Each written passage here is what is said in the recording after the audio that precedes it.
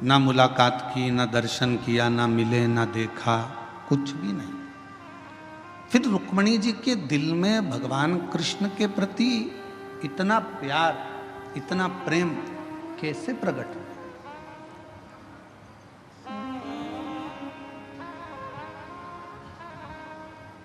वो प्रेम प्रकट होने का कारण क्या था?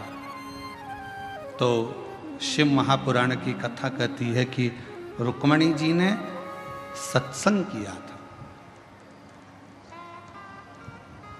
प्रथम भक्ति संतन कर संगा और दूसरी रति मम कथा प्रसंगा। रुक्मणी जी ने क्या करा? अपने पिता भीष्मक की गोद में आकर बैठ जाती थी। कोई आता था, आकर कहता था कि भगवान द्वारकानाथ ने पूतना को पछाड़ दिया, तृणावत को मार दिया, अघासुर को मार दिया, बकासुर को मार दिया। भगवान कृष्ण ने गोवर्धन पर्वत अपनी उंगली पर उठा लिया। भगवान कृष्ण ने अनेक अनेक प्रसंग, कोई आता और भगवान कृष्ण के प्रसंगों को सुनाता जाता। जब भगवान कृष्ण के प्रसंग रुक्मणी जी सुनती रहीं, तो अंदर एक प्रेम का भाव जागृत हुआ, एक प्रेम प्रकट हो गया।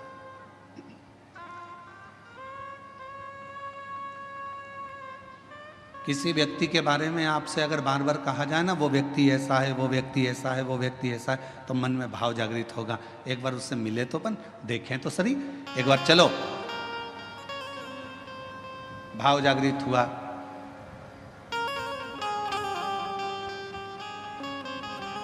कल हम विशाल संचेती जी से कह रहे थे कि विशाल जी, आप 2-4 बार तो कुबरेश्वर धाम आ गए होगे। तो विशाल संचेती जी कह रहे थे, नहीं गुरु जी, 2-4 बार नहीं, ना जाने कुबरेश्वर धाम पर क्या है, मैं 8 से 10 बार कुबरेश्वर धाम पहुंच गया बाबा के धाम पर।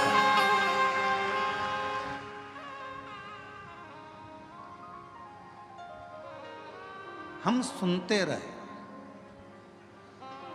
शिव ऐसे हैं, शिव महापुराण की कथा ऐसी है, कुबरेश्वर धाम ऐसा है, बाबा का धाम ऐसा है। हम बार बार सुनते हैं तो हमारे मन में मिलने की एक आस जागृत हो जाती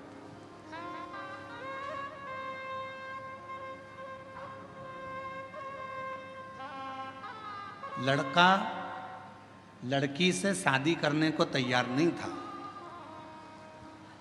लड़के ने सोचा था अभी मैं पढ़ाई करूंगा, अभी शादी वादी नहीं करूंगा। पर लड़के की बहन ने, लड़के की माँ ने, लड़के के रिश्तेदारों ने लड़की की खूबियां बताना प्रारंभ करी। इतनी बढ़िया है, ऐसी है, इतनी जोरदार, लंबे लंबे बाल हैं, बड़े बड़े आँख है, उसके सिर पर बिंदी अच्छी लगती है, पढ़ी लिखी है, उसने ये एजुकेशन करा है, ये कोचिंग करी है, ये जानती है, सिलाई जानती है, कढ़ाई जानती है, बनाई जानती, सब जानती है, उसको सब आता है। तो लड़के के मन में आया, जब इतनी तारीफ कर रहे हैं तो एक बार जरा मिलने में जाता क्या है, मिले तो सर। जब लड़की से मिलना हुआ, उसने देखा कि जो घर के लोगों ने कहा था बिल्कुल वैसा ही है, पढ़ी लिखी भी है, मेरे लायक भी है। तो लड़के ने हाँ भर दिया। लड़की से कहा गया है तू एक बार मिल तो सही, लड़का ऐसा है, वैसा है, ये है, वो है। तो उसने कहा मिलते हैं। सुना,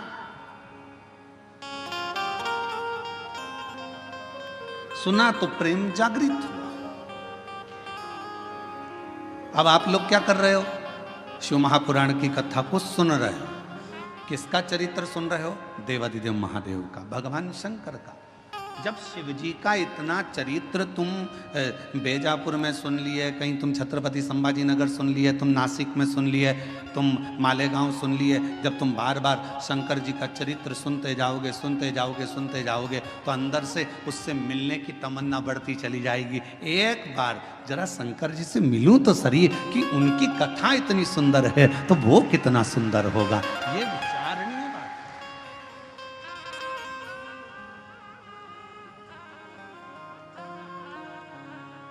हमारे दीनानाथ जी एक लाइन गाते हैं, तेरी प्रतिमा इतनी सुंदर, तू कितना सुंदर।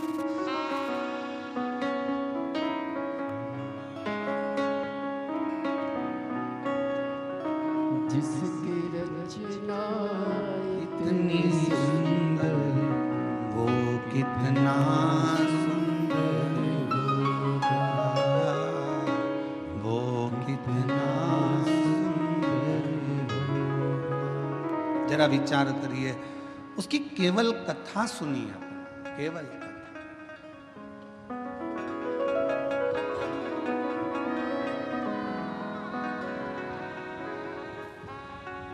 रुक्मणी जी ने केवल भगवान कृष्ण के विषय में सुना था और फिर रुक्मणी जी का विवाह शिशुपाल के साथ जब पक्का किया तो रुक्मणी जी ने पत्र लिख दिया कि सतगुरु मेरो संदेश हरि से जा सुना दे, मेरी नैया पड़ी है मझधार, गुरु जी उसे पार लगा देना। पत्र लिख दिया, पत्र लेकर ब्राह्मण देवता को भेज दिया। द्वारकाधीश के पास पत्र पहुंच गया। द्वारकानाथ ने कह दिया कि रुक्मणी जी से कह दो कि श्रृंगार करके जगदम्बा के मंदिर पहुंच जाए, मैं तुझे लेने के लिए पहुंच जाऊंगा।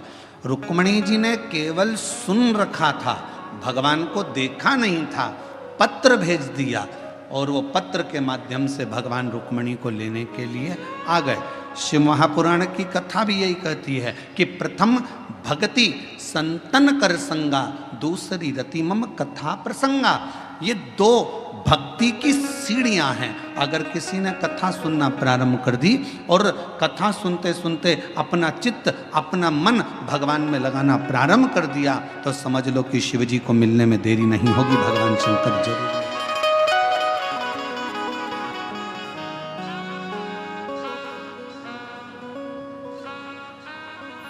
और शंभु शरण पड़ी मांगो घड़ी रे घड़ी, दुख आटो दया करी दर्शन आपो। ओ शंभु शरण पड़ी मांगो घड़ी रे घड़ी, दुख काटो दया करीने दर्शन आपो। केवल कथा को सुनते सुनते भगवान का भजन करते करते करते करते आप उसके करीब में पहुंच गए।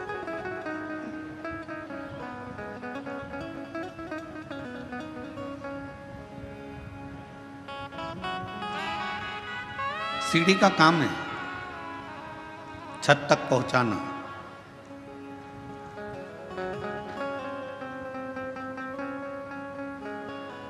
भगवान की कथा का काम है आपको भगवान के चरणारविंद तक पहुंचाना।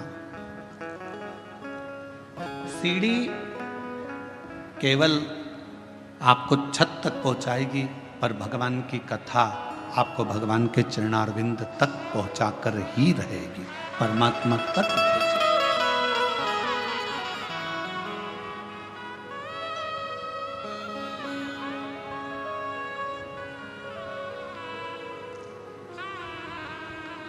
जब हम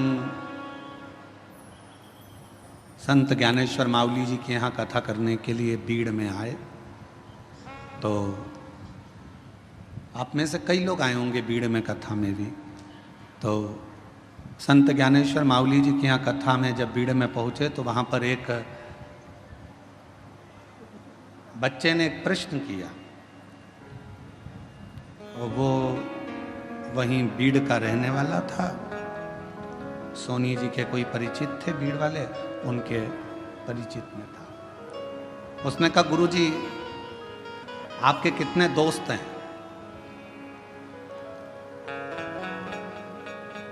आपके कितने मित्र हैं? हमने पूछा पहले तुम बताओ कि तुम्हारे कितने मित्र हैं। तो कहा गुरुजी हमारे तो बचपन के 4-6 हैं और इसके बाद हमारे कॉलेज के भी 2-4 हैं। अब कल हमारे वो विशाल जी के बेटे अर्नव जी भी वो भी अपनी मित्रों की मंडली को लाए थे, तो हमने उनसे भी वो कह रहे थे कि हमारे मित्र आपसे मिलना चाहते हैं गुरुजी। तो हमने पूछा तुम्हारे कितने मित्र हैं? तो कहा है कभी 8 रहते हैं, कभी 6 रहते हैं। हमने कहा घटते बढ़ते कैसे रहते? तो कि 2 एक बाहर चले जाते हैं तो 6 हो जाते हैं, और वापिस आ जाते हैं तो 8 हो जाते हैं। हमने कहा अब बीड़ में संत ज्ञानेश्वर माउली जी के यहाँ जब कथा करने के लिए पहुँचे, बीड़ में महादेव महाराज जब कथा कराए, तो वहाँ पर एक प्रश्न बीड़ के एक बच्चे ने पूछा कि आपके मित्र कितने, आपके दोस्त कितने? हम उस समय पर थोड़ा जल्दी में थे, आखिरी दिन की कथा थी। अब आखिरी दिन की कथा तो आपको मालूम ही है कि कल की कथा तो यही टाइम पे होगी कल, क्योंकि कथा की क्या है, शिवरात्रि है कथा की, और परसों के दिन सुबह 8 बजे से 11 बजे तक कथा हो जाएगी। 11 बजे के बाद जाने की तैयारी हो जाती है, तो इतना समय रहता नहीं, हम उत्तर नहीं दे पाए। तो बेटा अगर कथा सुन रहा हो तो हम कहेंगे उसने प्रश्न किया कि आपके कितने मित्र हैं, आपके कितने दोस्त हैं?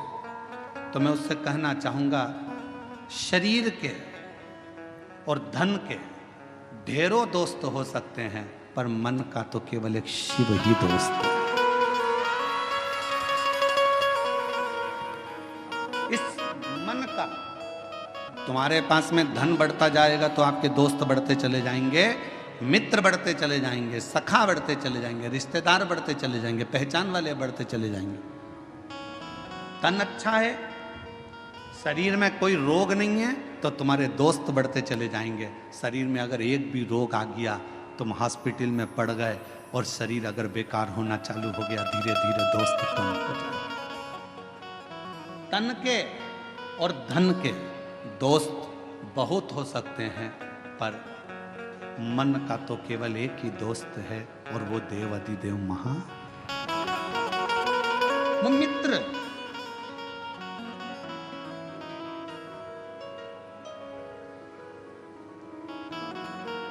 तन के और धन के दोस्त भले तुमको निभाएं ना निभाएं, तन का मित्र भले तुम्हें निभाए ना निभाए, धन का मित्र तुम्हें निभाए कि ना निभाए, पर मन का जो मित्र होता है, जैसे भगवान कृष्ण के मित्र थे सुदामा,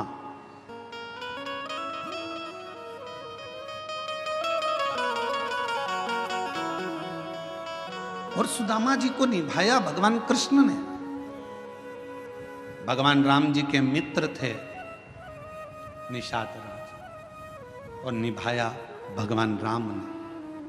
आप भी अपनी जिंदगी में एक मित्र शिव को बना लो, आप भी अपनी जिंदगी में एक मित्र देवाधिदेव महादेव को बना लो, और अगर शिव तुम्हारे मित्र बन गए तो ये निश्चित है कि तुम निभाओ कि ना निभाओ, पर मेरा देवाधिदेव महादेव तुमको निभाता जरूर। शंभु शरण पड़ी मांगो घड़ी रे घड़ी, दुख काटो दया करी दर्शन आपो। शंभु शरण पड़ी मांगो घड़ी रे घड़ी, दुख काटो दया करी दर्शन आपो। परमात्मा को अपना मित्र भी बना लो। कोई तो होना चाहिए जिससे आप अपने दिल की बात कर सको।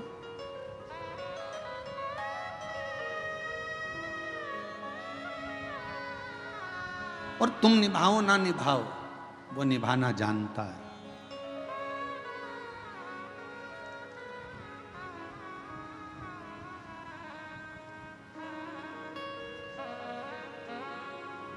मनुष्य और भगवान में क्या अंतर है?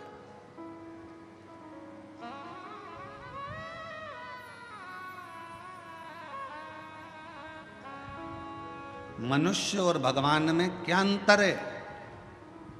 मानव में और परमात्मा में क्या अंतर है? शिव महापुराण की कथा कहती है मनुष्य और भगवान में एक सबसे बड़ा अंतर ये है कि भगवान गलती नहीं करता और मनुष्य गलती पर गलती करता ही रहता है। जिस मानव से, जिस मनुष्य से पृथ्वी पर जन्म लेने के बाद अगर गलती नहीं हो रही है तो समझ लेना कि वो मनुष्य ही नहीं है। मानव का शरीर गलती का पुतला होता है। इसमें थोड़ी थोड़ी गलतियां तो जीवन में मानव के शरीर में होती ही रहती है। सास बहू को चिल्ला कर कह दे तूने फिर गलती कर दी, बहू को कह देना चाहिए मम्मी मनुष्य हूं ना, इंसान हूं ना, तो गलती तो होगी। और आप अगर भगवान हो ना सासू जी तो माफ करना चालू कर दो। मैं इंसान हूं, आप भगवान हो, माफ करते हो। आप अगर भगवान हो तो माफ कर दो। और अगर आप भी इंसान हो, आप भी जब बहू बनकर आई थी, जो गलती मैं कर रही हूं आपने भी अपने बहू के जमाने में करी होगी। हो सकता है मैं सोकर लेट उठ रही हूं तो जब तुम नहीं आई थी ना मम्मी, तब तुम भी हो सकता है कि लेट उठती होगी। भगवान हो तो माफ करना सीखो। और अगर मैं जैसी हूं, मैं भी एक गलती का पुतला हूं, आप भी गलती का पुतला हो। गलती मनुष्य से होती है, मेरे से भी गलती हुई है, आपसे भी गलती हुई है, तो अपन एक जैसे हैं। इसलिए अपनी जिंदगी में परमात्मा के भरोसे छोड़ते चलो। जो गलतियां हैं वो परमात्मा माफ करता रहेगा। आप अपने जीवन को जीते चलो, जीवन जियो।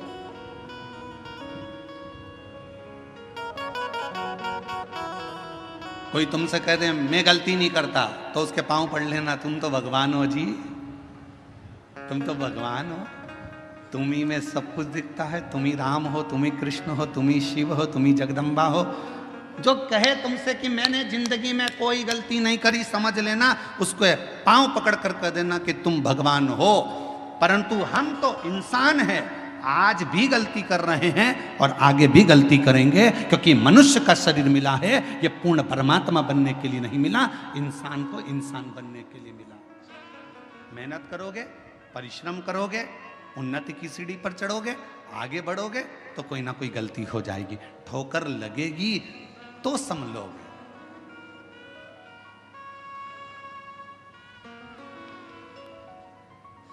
अच्छा बोलो री जीजियों, ओ बेजापुर वालियों, उत्तर देना। पहले दिन तुम कथा में आगे बैठने का रास्ता ढूंढ रही थी, बोलो सही है कि गलत है? दूसरे दिन तुम्हें रास्ता ढूंढने की जरूरत पड़ी क्या?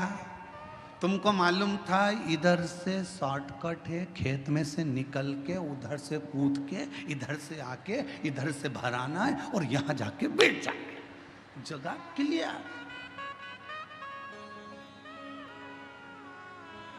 और तुम्हें रास्ता याद था तो तुमने क्या करा, अपनी रिश्तेदार को, वो कह रही थी उधर से, तू चुप है, अस्सी पे पल्लू वल्लू लेके और तू मेरे पीछे पीछे पीछे पीछे चल चल, और उसको भी रास्ते पे। अरे कितनी गंदगी हो रही, कीचड़।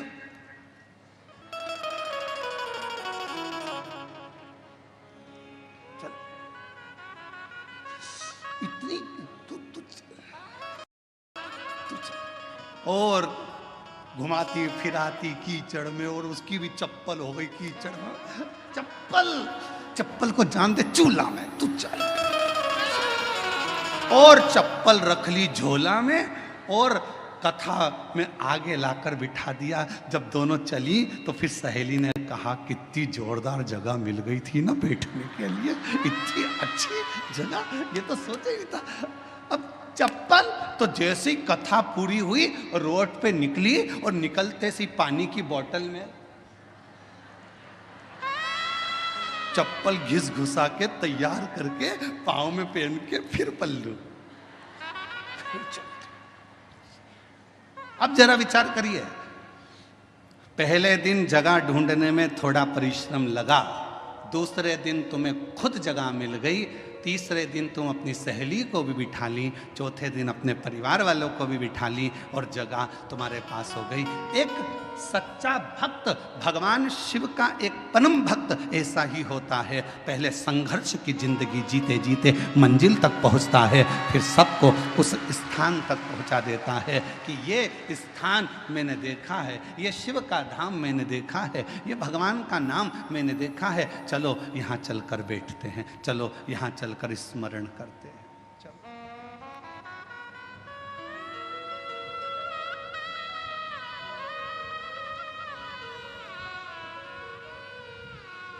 कथा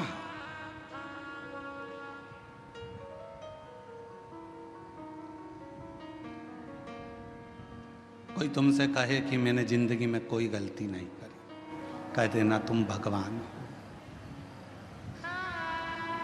तुम भगवान हो।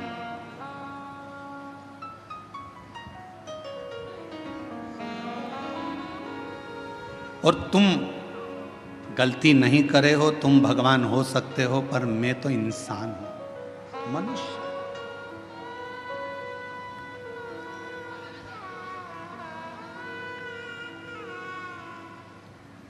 और मानव अगर गलती नहीं करेगा तो गलती करेगा कौन? कौन गलती? और कृपा की ना होती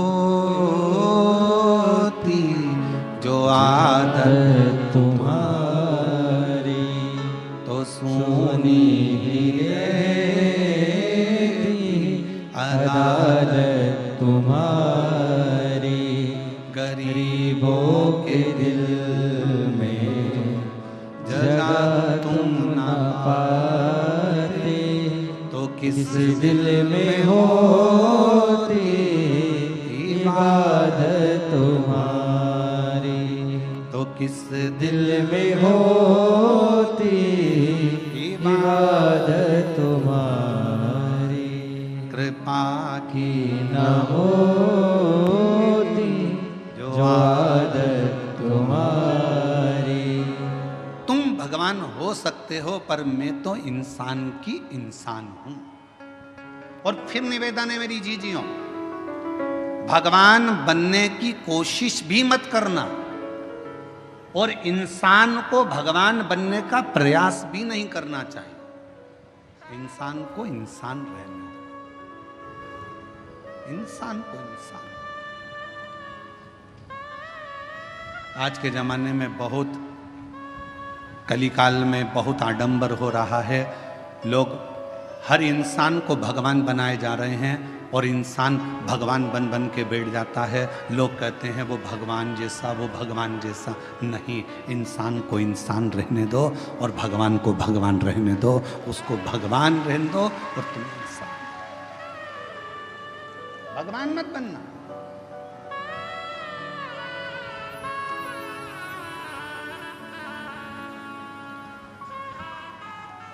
इंसान, उसे इंसान।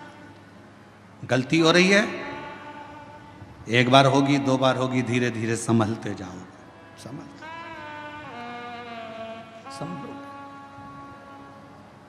उसका काम है क्षमा करना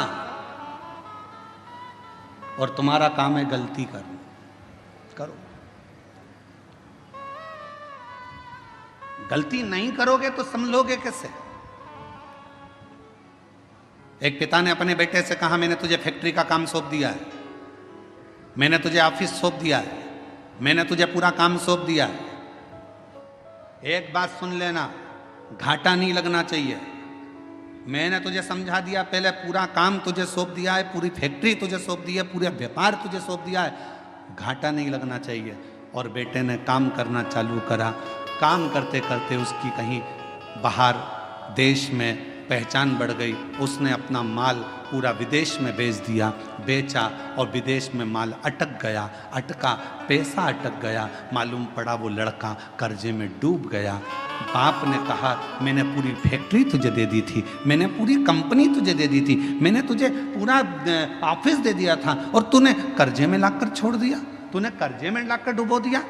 बेटा कहता है, पापा गलती हुई है, सुधारूंगा, थोड़ा समय। अब पिता को चाहिए कि बेटे को बल दे, कोई बात नहीं, हो गई, मेहनत करना, फिर मेहनत करना, धीरे धीरे बढ़ना, हो सकता है फिर उन्नति की सीढ़ी पर चढ़ जाएं। गलती बेटे के सामने हुई, बेटे ने फिर मेहनत करी, मेहनत करते करते बेटा जितना माल गया था उससे 1000 गुने माल का फिर मालिक बनकर बैठ गया, फिर बैठा। और अब वो बेटा गलती नहीं करता, क्यों? क्योंकि पहले माल भेजने में गलती हो गई थी, पहले ऐसे गलती हो गई थी, अब नहीं होगी। किसी किसी को तो भगवान भी पृथ्वी पर जन्म देने के बाद सोचता है इसको तो भेजना ही नहीं था तो अच्छा था। मालूम क्या था कि इतनी निंदा, इतनी बुराई, इतनी चुगली, इतने अपशब्द, इतनी गाली, इतना आड़ा टेढ़ा बोलेगी, इतना अपशब्द बोलेगा, ऐसा रहेगा, दिन भर बेकार काम करेगा, लोगों का दिल दुखाएगा। तो भगवान भी सोचता है इसको एक बार तो जन्म दे दिया, अगली बार नहीं भेजना इसको, चाहे कुछ भी हो जाए, इसको 94 तरह के नरकों में पटक देना, पर पृथ्वी पर मत भेजना इसको। इतना झूठ, इतना छल, इतना प्रपंच, इतने गलत शब्द, इतना अपशब्द, इसको पृथ्वी पर मत भेजना। अब भेज दिया। और कृपा की ना होती जो आदत तुम्हारी, तो सोनी ही रहती अदालत तुम्हारी। गरीबों के दिल में जगह तुम ना पाते, तो किस दिल में होती इबादत तुम्हारी, तो किस दिल में होती इबादत तुम्हारी। हो जाए गलती, हो जाए तो कोई बात नहीं, पर भगवान नहीं बनना अपन को, अपन इंसान के इंसान। सत्संग, कथा, स्मरण भगवान के करीब में लेकर जाता।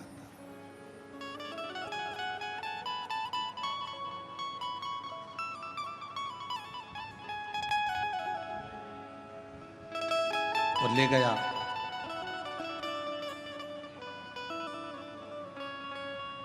भागीरथ जी ने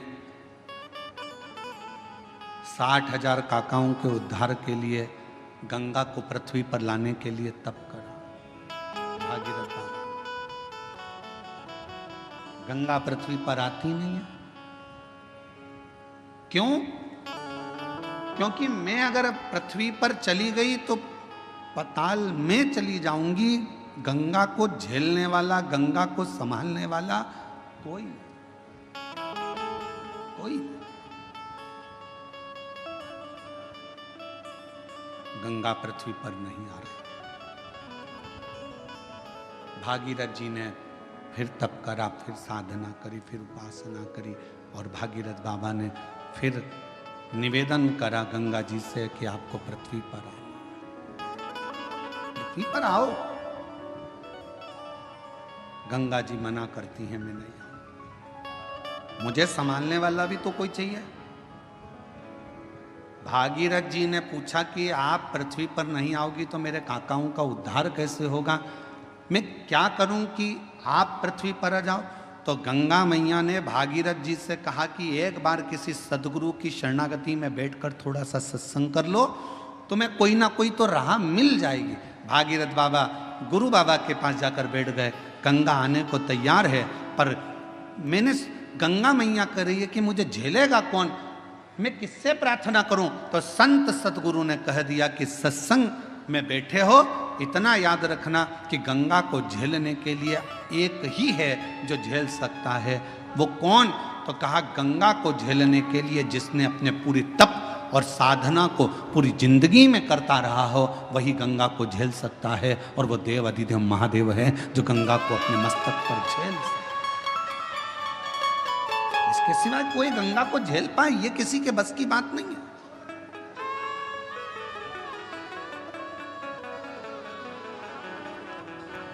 भागीरथ जी ने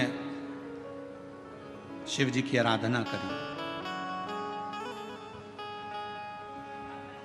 बाबा भोलेनाथ जी से विनय करा।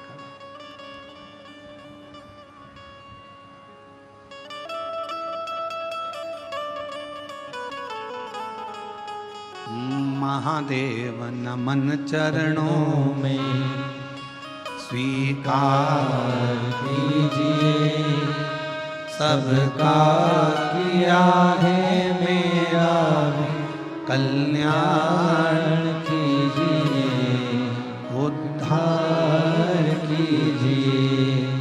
हे त्रिपुंडधारी, हे त्रिशूलधारी, हे त्रिपुंडधारी, हे त्रिशूलधारी। चरणों में तेरे बाबा जी पावन है चारों धाम, तेरी देव करते वंदना पूजे है सीताराम।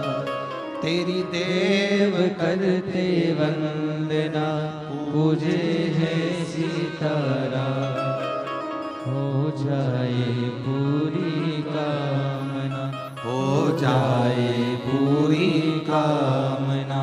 उपकार कीजिए, सबका किया है मेरा भी उद्धार कीजिए, कल्याण कीजिए। हे त्रिपुंडधारी, हे त्रिशूलधारी, हे त्रिपुंडधारी, हे त्रिशूलधारी। आप कुछ कृपा करो। भागीरथ जी ने भगवान शिव की आराधना करना प्रारंभ करी। शिव जी के लिए अखंड तप किया भागीरथ बाबा ने।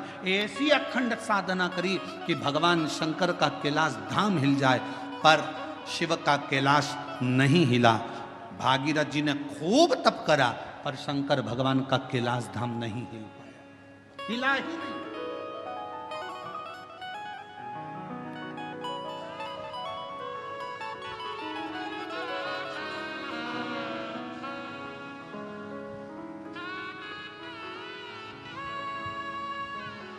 शिवजी तुम्हारे तप से, शिवजी तुम्हारी साधना से, शिवजी तुम्हारी तपस्या से जितनी जल्दी प्रसन्न नहीं होते, शिवजी उतनी जल्दी एक लोटे जल से प्रसन्न हो जाते हैं।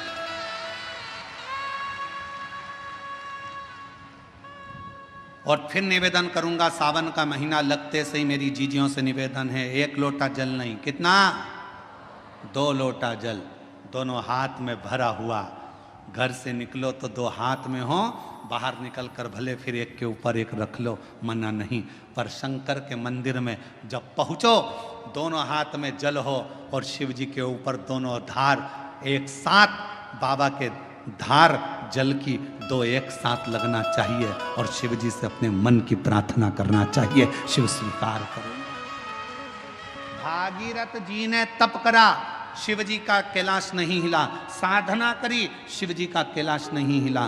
तप साधना से शिव का धाम नहीं हिला, क्योंकि शिव तप से, शिव साधना से, शिव तपस्या से, शिव तुम्हारी साधना से जितनी जल्दी प्रसन्न नहीं होते, तप से जितनी जल्दी प्रसन्न नहीं होते, भगवान शंकर तुम्हारी साधना से जितनी जल्दी प्रसन्न नहीं होते, मेरा देव अधिदेव महादेव उतनी जल्दी एक लोटा जल से प्रसन्न हो जाता है। एक लोटा जल, सारी समस्या का हल। जम के बोलो जरा, एक लोटा जल। ये भगवान शिव को प्रसन्न करने का सबसे सुंदर तरीका है। तुम शिव जी को चिरौंजी का भोग लगाओ ना लगाओ, खड़ी शक्कर लगाओ ना लगाओ, तुम शंकर भगवान को बेलपत्र चढ़ाओ ना चढ़ाओ, तुम शिव जी को कुछ दो चाहे ना दो, भगवान शंकर को तुम श्रीफल दो चाहे मत दो, पर शिव जी को केवल एक लोटा जल देती।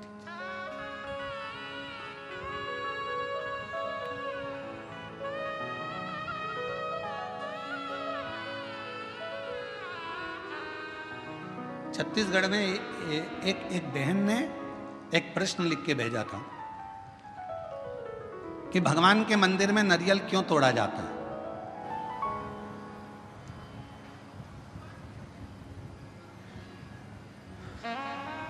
छत्तीसगढ़ का प्रश्न है, मुझे उम्मीद है महाराष्ट्र की जीजियां उत्तर दे देंगी। मेरे जीजा उन भी बोल सकते हैं। भगवान के मंदिर में नारियल क्यों तोड़ा जाता है? तो छत्तीसगढ़ के निकुंभ का ये प्रश्न था, क्यों तोड़ते हैं भगवान के मंदिर में नारियल, क्यों तोड़ा जाता है, क्यों तोड़ा जाता है? भाई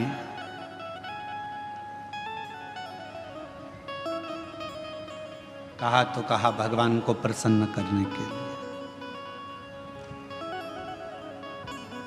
पर हमसे अगर हमारे हम अब इस जगह पर हम हमारे शिव पुराण की बात नहीं कर रहे हैं, हम हमारे दिल की बात कर रहे हैं, हमारे मन की बात कर रहे हैं। ये हम हमारे मन से कर रहे हैं कि जी ने पूछा कि भगवान के मंदिर में नारियल क्यों तोड़ा जाता है, तो शायद मेरा दिल कहता है कि भगवान भी कहते होंगे तू मेरे मंदिर में नारियल तोड़ ले पर अपने घर को मत टूटने देना, तू मेरे मंदिर में नारियल तोड़ ले पर अपने राष्ट्र को मत टूटने देना, तू मेरे मंदिर में नारियल तोड़ ले पर अपने सनातन को मत टूटने देना, वो नारियल के रूप में स्वीकार। ये मेरा दिल कहता है। किसी को गलत लगे तो मैं क्षमा चाहता हूं इस बात के लिए, पर मेरा मन कहता है कि मेरा शिव कहता होगा, मेरे राम कहते होंगे, मेरे हनुमान कहते होंगे, मेरे भगवान कहते होंगे कि मेरे सामने तू नारियल तोड़ ले पर अपना घर मत टूटने देना, मेरे सामने तू नारियल तोड़ ले पर सनातन धर्म मत टूटने देना, मेरे सामने नारियल तोड़ ले पर हिंदू धर्म मत टूटने देना, और मेरे सामने नारियल तोड़ ले पर मेरे राष्ट्र को मत टूटने देना। मुझे स्वीकृत रहे।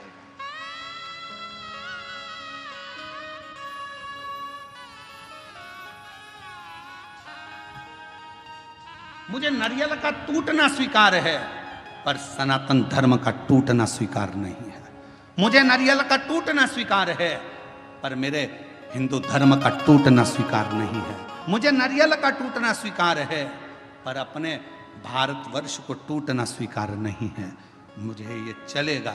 तो मेरा दिल कहता है कि भगवान, नारियल टूटने का एक क्रम, शुभ कार्य में नारियल क्यों फोड़ा जाता है कि जो भी तकलीफ हो, कोई कष्ट हो, मेरा बाबा स्वीकार करना, ये हमने इसको दे दिया, जो भी था उसको प्रदान कर।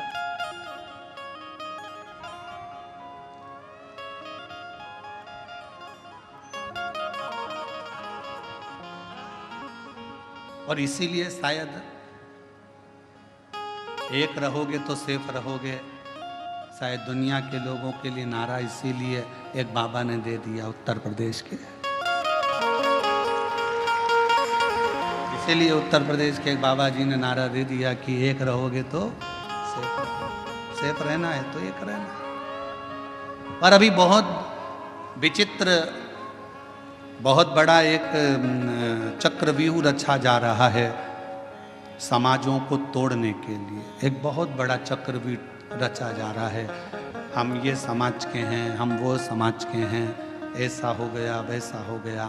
मेरा तो हाथ जोड़कर निवेदन है, इन सब बातों को भूल जाओ। हम सनातनी हैं, हम हिंदू हैं, हम एक रहें, इससे बढ़कर मत टूटो। जरा से वोट बैंक के चक्कर में समाजों में ना टूटा जाए। हमें मनु और शत्रुपा, शिव महापुराण की कथा, विष्णु पुराण की कथा, अग्नि पुराण की कथा, नर्मदा पुराण की कथा, लिंग पुराण की कथा, नारद पुराण की कथा, ब्रह्म विवर्त पुराण की कथा, बरहा पुराण की कथा, कुर्म पुराण की कथा, जितनी भी कथा निकालोगे सारी कथा में एक चरित्र आएगा।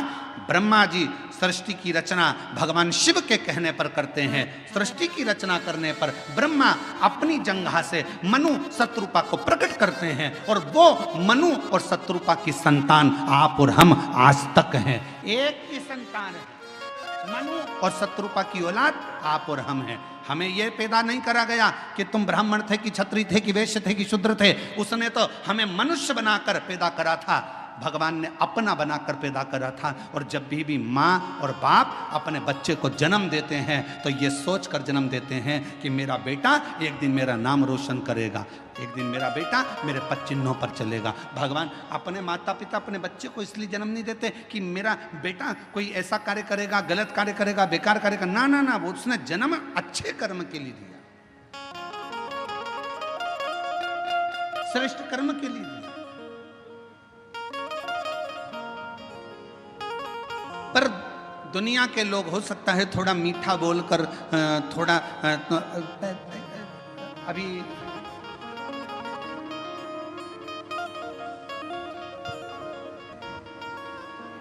अभी बहुत अच्छे अच्छे फल आ रहे हैं बाजार में, बहुत अच्छे अच्छे आ रहे हैं। उसमें से एक मैंगो आम, जामुन,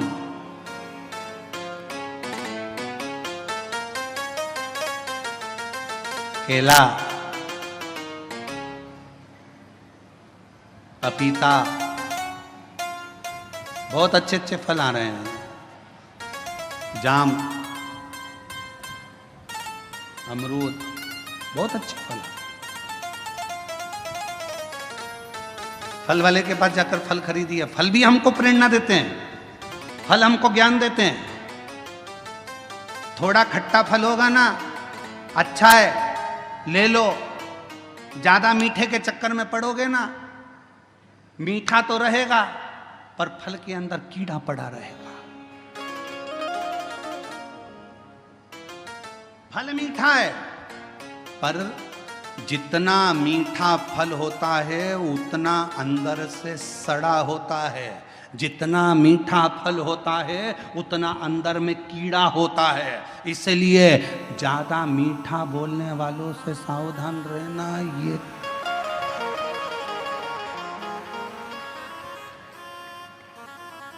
सावधान इंडिया, सावधान। पपीता, दुकान वाला कह रहा बहुत मीठा, बहुत मीठा, बहुत मीठा। तुम लेके आ गए, अंदर से सड़ा था। आम इतना मीठा, इतना मीठा। थोड़ा खट्टा आम लाती ना, सड़ा नहीं रहता, क्योंकि जिसकी बाड़ी थोड़ी सी कड़वी रहती है ना, उसके अंदर खटास में अंदर कीड़े नहीं रहते।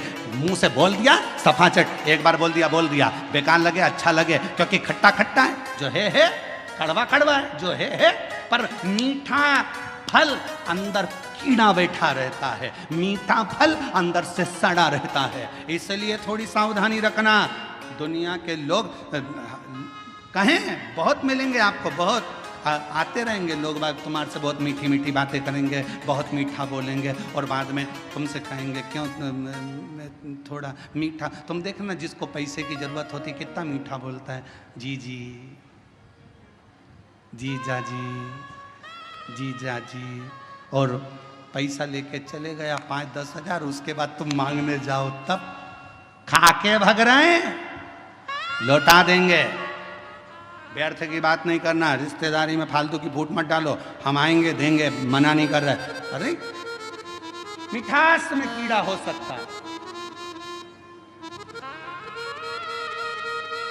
मिठास।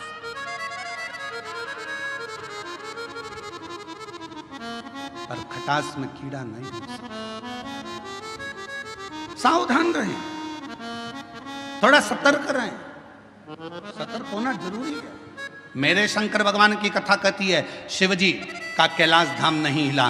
बहुत तप करा, भागीरथ जी ने साधना करी, तप करा, पर भगवान शंकर का कैलाश नहीं हिला, क्योंकि उनने तप करा था।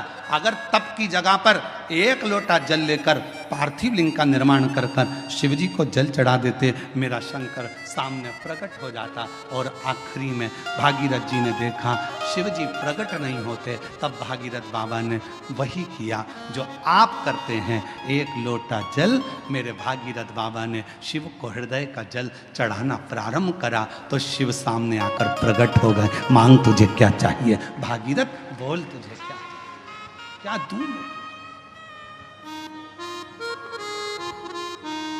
क्या दूं। तो भागीरथ बाबा ने कहा, प्रभु बस गंगा जी पृथ्वी पर आना चाहती हैं, पृथ्वी पर आएंगी तो पाताल में चली जाएंगी। आप कृपा करो कि ये गंगा को अपने जटा में झेल। शिव जी ने कहा जटा में? हाँ।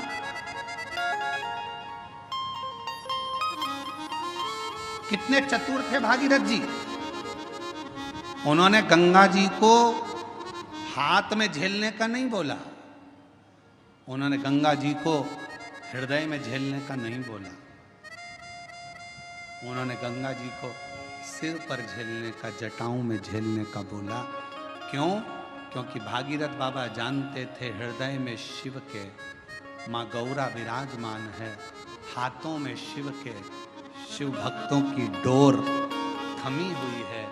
सिर पर अगर गंगा बैठ गई तो शिव भक्तों का भी कल्याण करेगी और जगत का भी कल्याण करेगी। सिर पर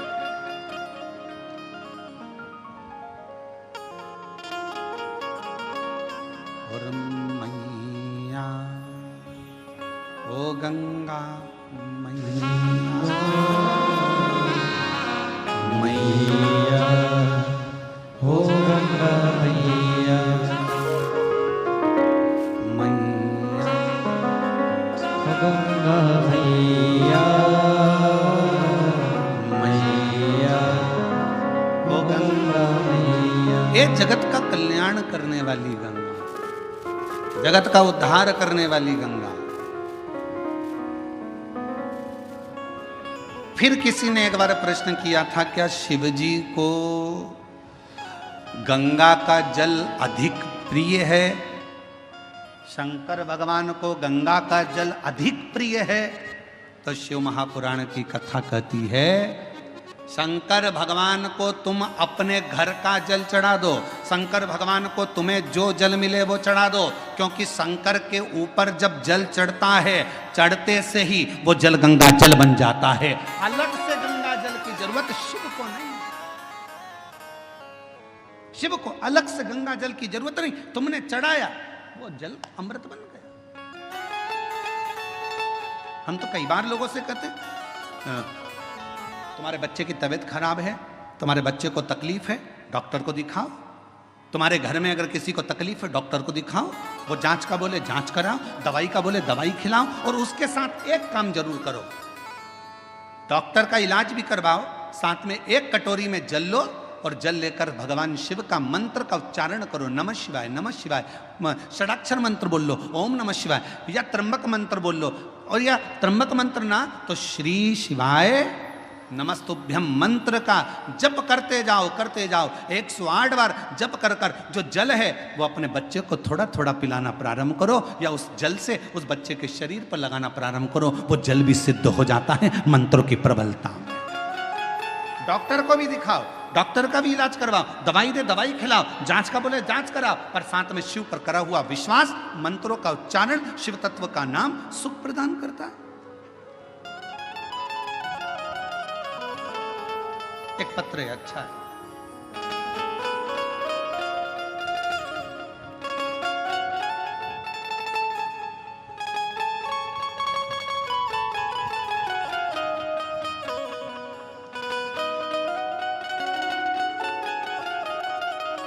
दिव्या गुलाब सिंह राजपूत,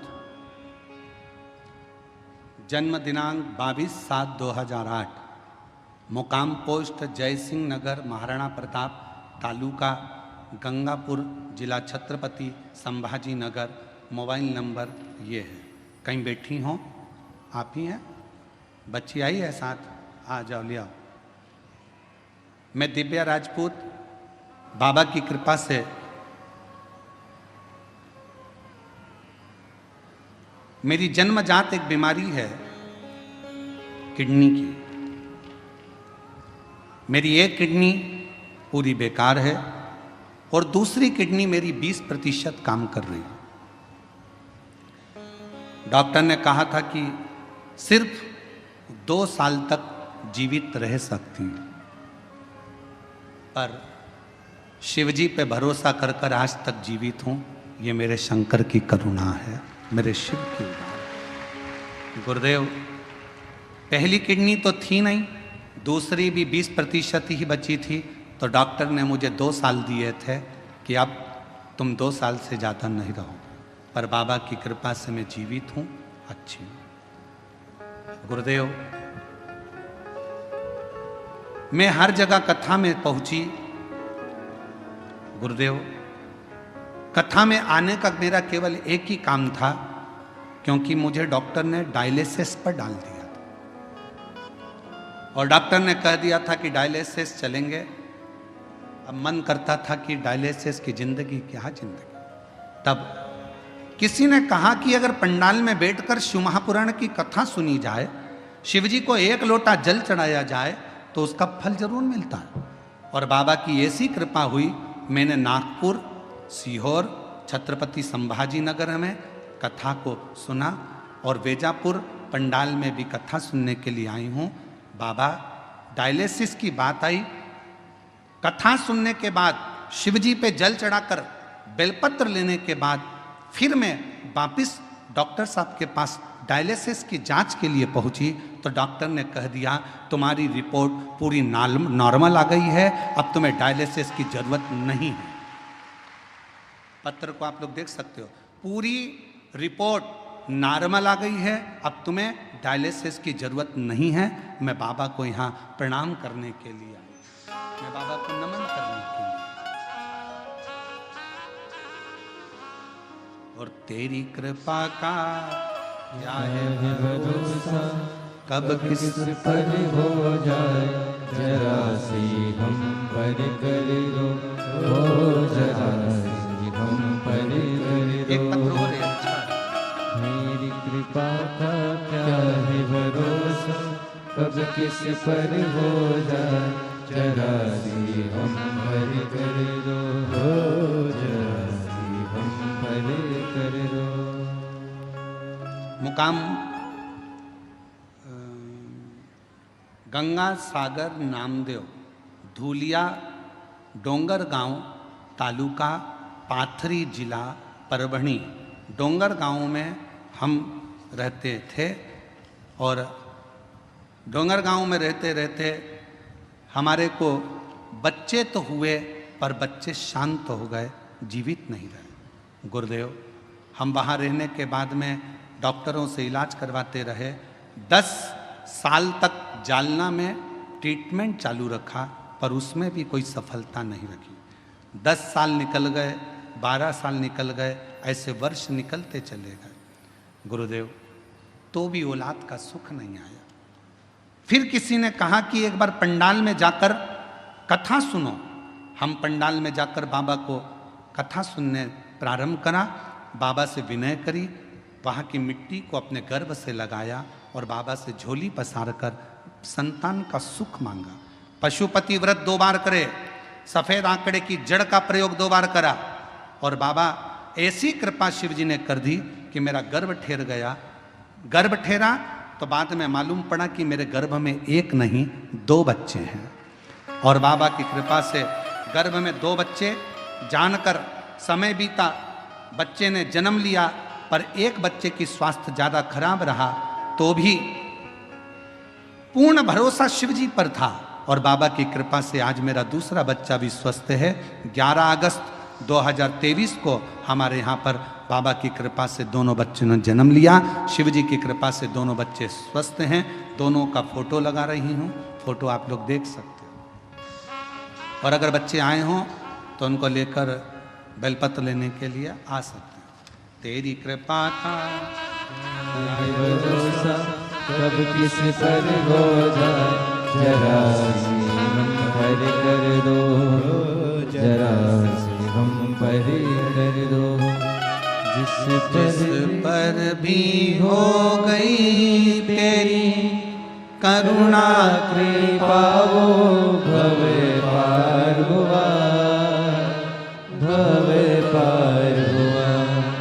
पापी हो चाहे जितना उसका भी बाबा उद्धार हुआ, उद्धार हुआ। गिद्ध अजामिल गण का जैसे तेरे मन को भाई जरा से हम पर कर दो, जरा से हम पर कर दो। बेटी की एक किडनी तो जन्म से ही नहीं है, दूसरी किडनी 20% खराब हो गई थी। डॉक्टर ने 2 साल जीवित रहने का बोला था। बाबा पे भरोसा करती करती कथा सुनना और अभी कथा में आने से पहले 15 दिन पहले जांचें कराई। शिव जी की कृपा से किडनी ने काम करना प्रारंभ करा और अब रिपोर्ट नॉर्मल हुई। शिव की कृपा, शिव की, शंकर शंकर।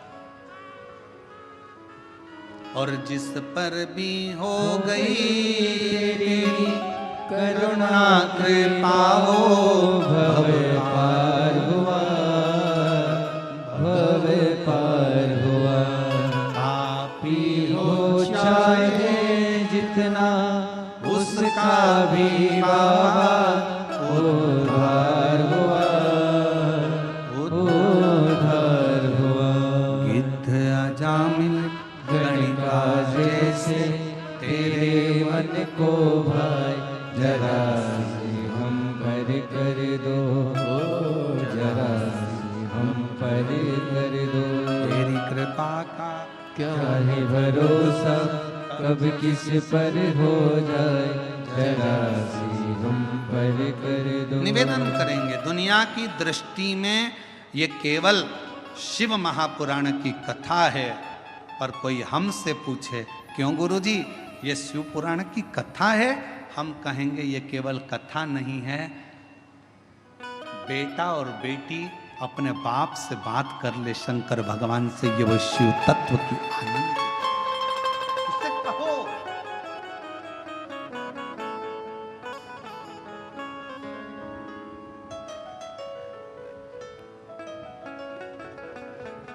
आज कथा का 5वां दिन है, कल कथा 6ठे दिन की। कल की कथा को हम लोग शिवरात्रि कहते हैं और 7वें दिन की कथा सुबह 8 बजे से 11 बजे तक हो जाएगी। बाबा से तुम आए हो इतनी दूर से बोलने के, टीवी पर तो कथा सुनते ही हो, पर पंडाल में अगर आए हो तो उससे अपने दिल की बात कहकर जाना। बाबा सब दुख काटना, तेरे चरणों की प्रीत देना, भक्ति देना, विश्वास देना और अंदर शक्ति देना कि मैं आगे बढ़ता चले जाऊं और तेरे चरणों का स्मरण करता चले जाऊं। उससे विनय करो।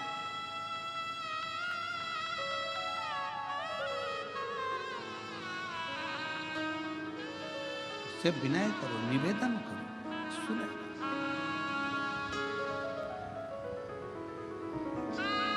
पार्वती मैया ने भगवान शिव जी से कहा,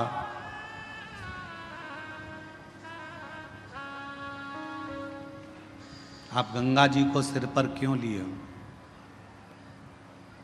किस लिए? आप सबको मालूम होना चाहिए गंगा जी माता पार्वती जी की बड़ी बहन है।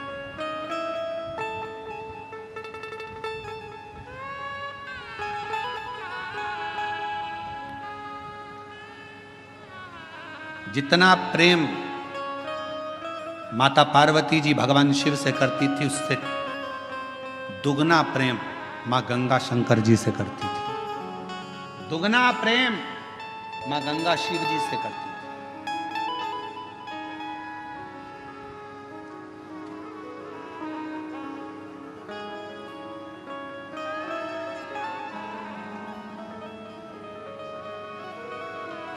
एक दिन पार्वती जी को मालूम पड़ा कि जितना स्नेह मैं करती हूँ, जितनी पूजन मैं करती हूँ, उतनी ही मेरी बड़ी बहन शिवजी से करती है, शिवजी की आराधना करती है, गंगा जी शंकर की पूजन करती है, उतनी। पार्वती जी की सहेली ने पार्वती जी से कहा कि गंगा जी तुम्हारी बड़ी बहन भी शंकर जी को पूजती हैं, पति बनाने के लिए बहुत प्रयास कर रही हैं और शिव जी को पति बनाना चाहती हैं, अनुष्ठान पर अनुष्ठान कर रही हैं, तप साधना कर रही हैं, गंगा जी बहुत पूजन पाठ कर रही हैं, स्मरण कर रही हैं। सहेलियों ने गंगा जी के लिए पार्वती जी के हृदय में कहा, तो पार्वती जी के हृदय में थोड़ी सी क्षुब्धता उत्पन्न हुई। पार्वती जी को लगा कि ये तो गंगा जी को नहीं करना चाहिए, तुम एक काम करो, कल अपन एक काम करते हैं, गंगा जी शिव जी से दूर हो जाए उसके लिए एक प्रयास करते हैं। और पार्वती जी की सहेली के कहने पर पार्वती जी की सहेली ने एक रचना रची और पार्वती जी की सहेली ने रचना रखकर कहा कि मैंने सुना है अगर कोई संत निकल कर जाते हैं और उनके ऊपर अगर पानी डाल दिया जाए, पानी का छींटा दे दिया जाए, तो संत प्रसन्न होकर वर दे देते हैं। गंगा जी ने कान लगाकर सुन लिया कि ऐसा करने से मुझे शिव मिल सकते हैं? सामने से दुर्वासा बाबा जाते हुए नजर आते, एक संत का जाना होता, गंगा जी का पानी का फेंकना होता, और फेंकने पर जैसे ही जल फेंका, ऋषिवर को क्रोध आ गया और उन्होंने कह दिया, गंगा तूने एक संत का अपमान करा है, संत का अपमान।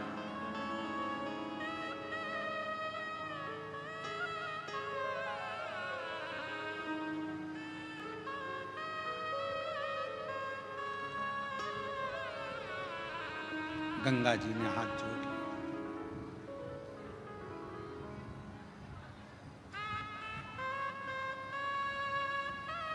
चरणों में मैं प्रणाम करती हूं, क्षमा करिए, क्षमा करिए, मैं विनय करती हूं, मुझे क्षमा कर। गंगा मैया ने क्षमा मांगी। समय आया, गंगा जी रोने लगी, आंखों से नीर बहने लगा। भगवान शिव ने जब पार्वती जी के सम्मुख में देखा, क्योंकि गंगा जी को क्रोध आ रहा था पार्वती जी पर कि पार्वती जी ने मुझे शिव जी से दूर करा, ये अपमान संतों का करवाया तो पार्वती ने करवाया, ये सोच लिया गंगा जी ने। तो गंगा जी बोली, पार्वती तूने मेरे साथ ऐसा करा, मैं तुझे श्राप देने को आतुर होती हूं। पर शिव जी ने रोका, पार्वती मेरी अर्धांगिनी बनेगी, इसको श्राप मत दो। गंगा रुको। गंगा ने कहा, पर मैं भी तो आपको प्रेम करती हूं, मैं भी तो आपको स्नेह करती हूं, तो मैं भी तो चाहती हूं आपको। शिव जी कहे, गंगा तुम चिंता मत करो, मेरी जितनी संतान होगी ना गंगा, सब तुम्हारे ही जल से प्रकट होगी, और दुनिया भले अर्धांगिनी मेरी पार्वती होगी, पर गंगा पार्वती अगर मेरे हृदय में रहेगी ना, तो गंगा तू मेरे मस्तक पर विराजमान रहेगी। तू चिंता मत कर, तू चिंता ना कर। क्यों चिंता कर? और भगवान शिव, भगवान ओघड़ रानी शंकर, भगवान भागीरथ जी के कहने पर गंगा मां को अपने सिर पर लेने को आतुर।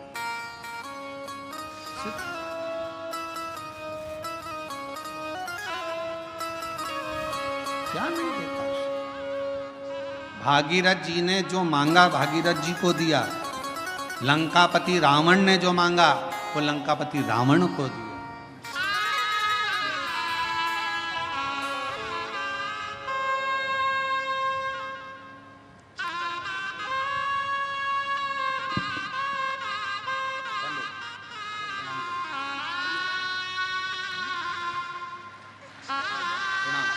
प्रणाम करो, चलिए प्रणाम करो, हाथ जोड़ो, प्रणाम करो, प्रणाम करो, प्रणाम करो, चलो जाओ, प्रणाम करो, प्रणाम करो।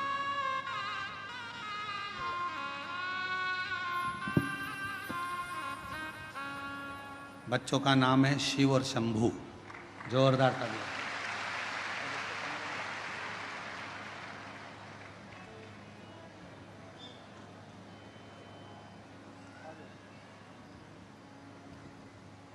रावण को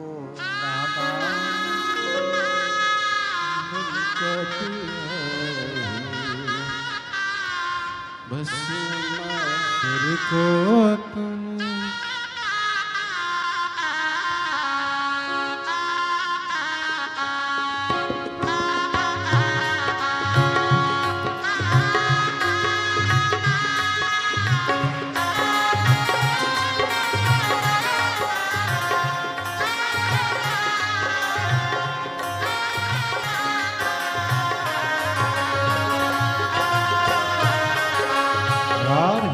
तालियों सेवा देते हुए बड़े प्रेम से दोनों हाथों से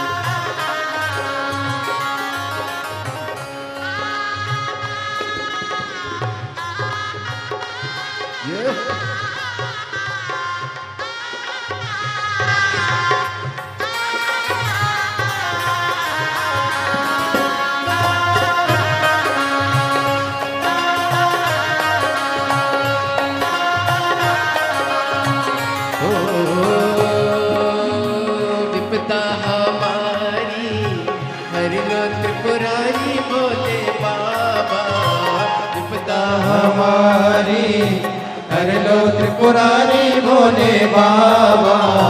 विपदा हमारी हर लो त्रिपुरारी भोले बाबा।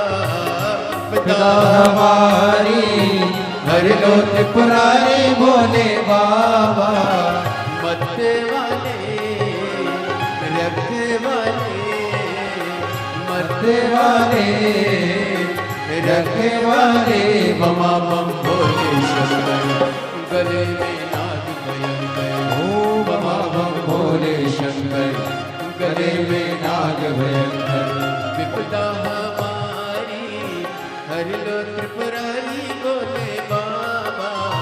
विपदा हमारी हर लो त्रिपुरारी भोले बाबा। रखने वाले मरते वाले रखने वाले मरते वाले बमा बम भोले शंकर। गले में नाग भयंकर बमा बम भोले शंकर। गले में नाग भयंकर।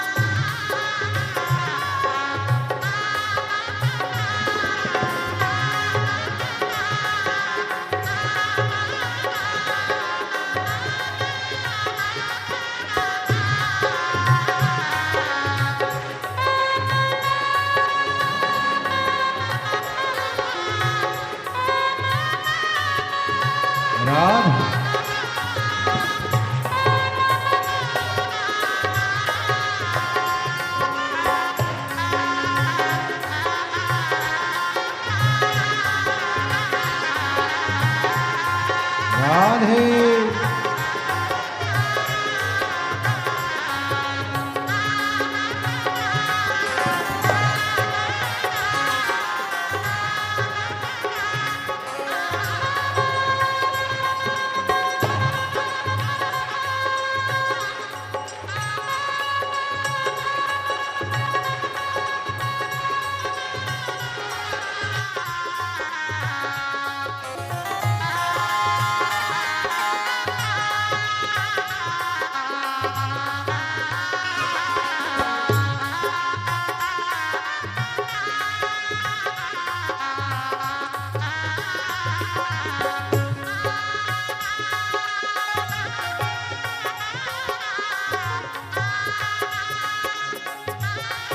राधे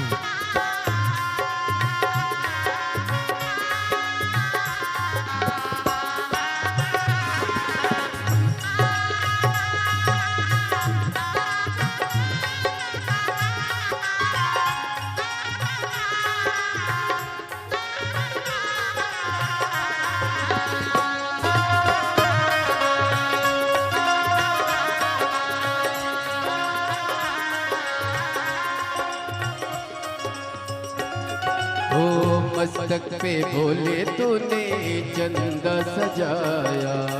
मस्तक पे भोले तूने चंदा सजाया। ओ मस्तक पे भोले तूने चंदा सजाया। मस्तक पे भोले तूने चंदा सजाया। कानों में भोले तूने कुंडल सजाया। कानों में भोले तूने कुंडल सजाया। शीश गंगा की धारा लिए भोले बाबा। शीश गंगा की धारा लिए भोले बाबा।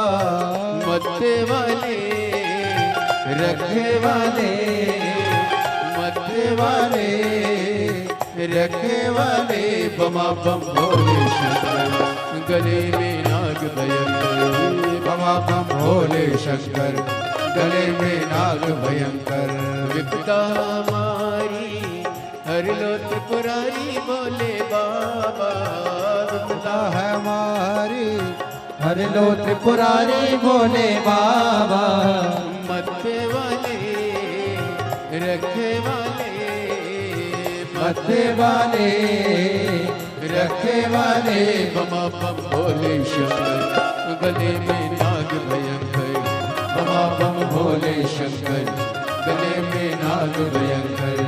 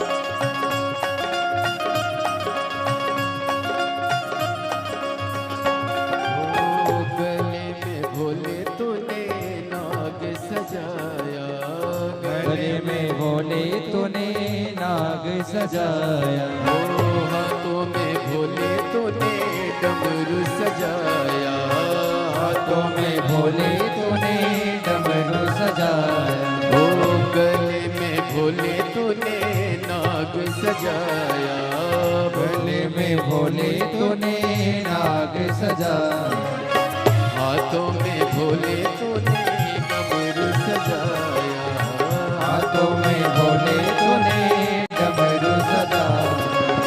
कष्ट मिटाए तुमने भक्तों के रखवाले, कष्ट मिटाए तुमने भक्तों के रखवाले, मत्ते वाले रखवाले, मत्ते वाले रखवाले, बमा बम भोले शंकर, गले में नाग भयंकर, बमा बम भोले शंकर, गले में नाग भयंकर, बमा बम भोले शंकर, गले में नाग भयंकर, बमा बम भोले शंकर, गले में नाग भयंकर।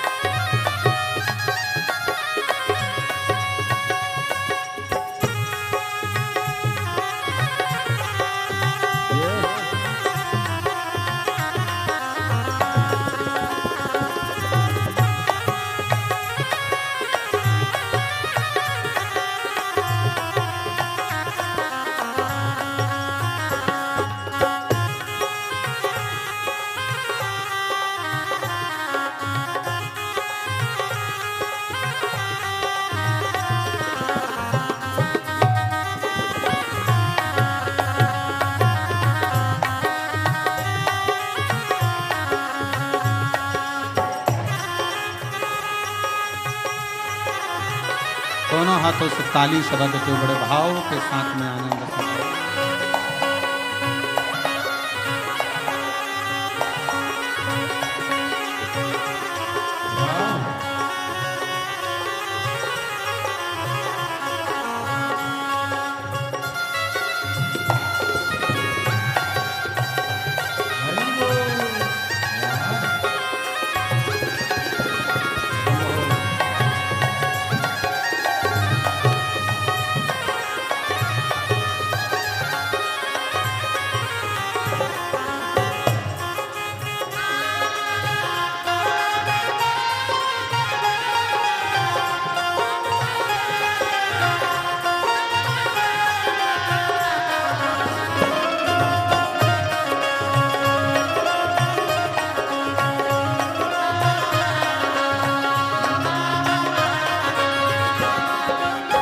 रावण को बाबा तूने लंका दिया है। रावण को बाबा तूने लंका दिया है। रावण को बाबा तूने लंका दिया है। रावण को बाबा तूने लंका दिया है। भस्मासुर को तूने कंगन दिया है। भस्मासुर को तूने कंगन दिया है। भस्मासुर को तूने कंकण दिया है। भस्मासुर को तूने कंकण दिया है। उसी ने तेरा पीछा किया भोले बाबा। उसी ने तेरा पीछा किया भोले बाबा। उसी ने तेरा पीछा किया भोले बाबा। उसी ने तेरा पीछा किया भोले बाबा। मत वाले रथ वाले मत वाले रथ वाले बमा बम भोले शंकर गले में नाग भयंकर। बमा बम भोले शंकर गले में नाग भयंकर। ओ बमा बम भोले शंकर गले में नाग भयंकर। बमा बम भोले शंकर गले में नाग भयंकर। ओ बमा बम भोले शंकर गले में नाग भयंकर। बमा बम भोले शंकर गले में नाग भयंकर। ओ बमा बम भोले शंकर गले में नाग भयंकर। बमा बम भोले शंकर गले में नाग भयंकर। हार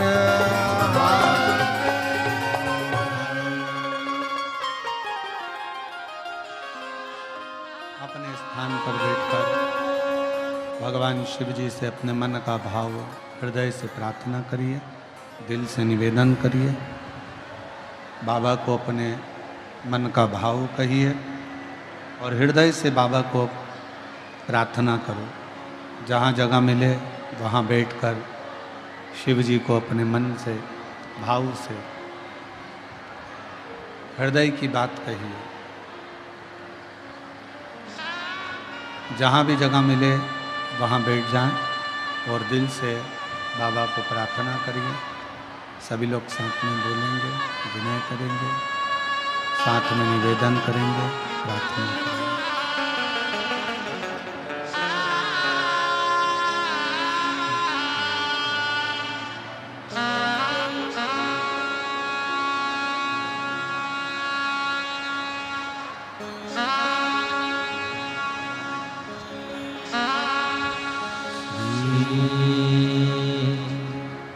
शिवाय नमस्तुभ्यं। श्री शिवाय नमस्तुभ्यं। श्री शिवाय नमस्तुभ्यं। श्री शिवाय नमस्तुभ्यं। श्री शिवाय नमस्तुभ्यं। भोला सब दुख काटो हमारा, ओ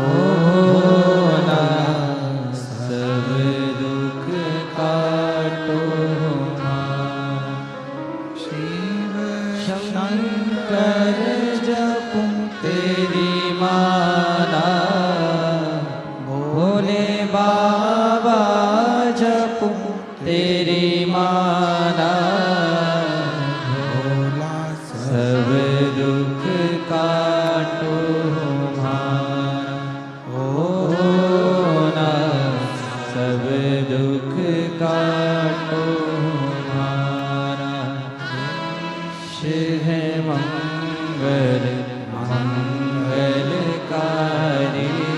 देश है मंगलकारी। शमशान निवासी हमारा, शमशान निवासी हमारा, ओ भोला सब दुख काटो हमारा, ओ भोला सब दुख काटो हमारा।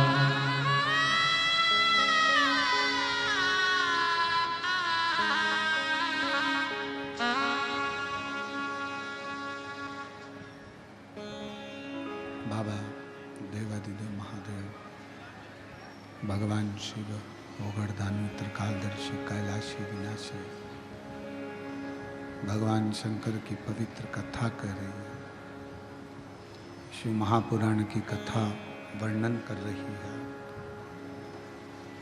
भगवान शिव ने गंगा को अपने मस्तक पर लिया।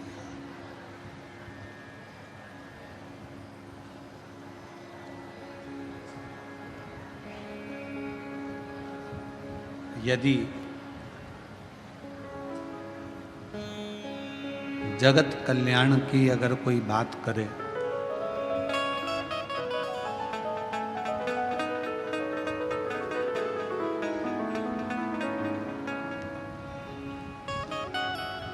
दो व्यक्ति होते हैं, एक होता है ज्ञानी, दूसरा होता है अज्ञानी।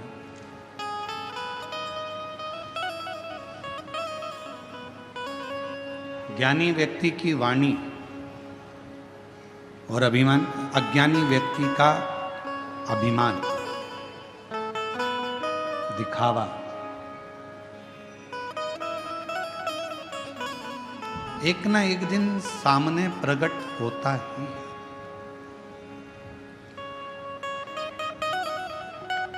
ज्ञानी की वाणी आपको बता देगी कि आप सामने वाला व्यक्ति कितना ज्ञानवान है।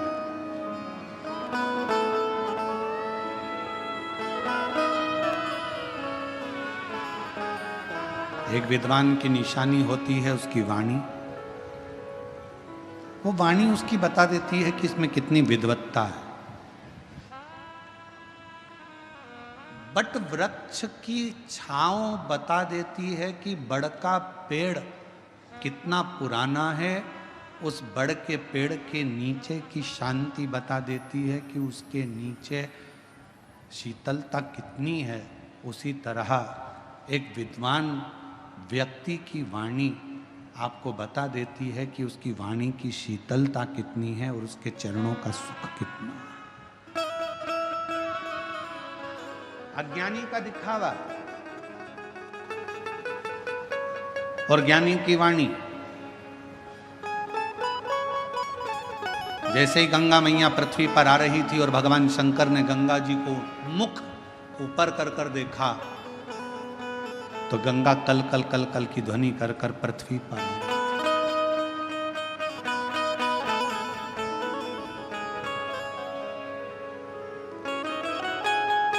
एकदम गंगा जी का नाद और तीव्र हुआ।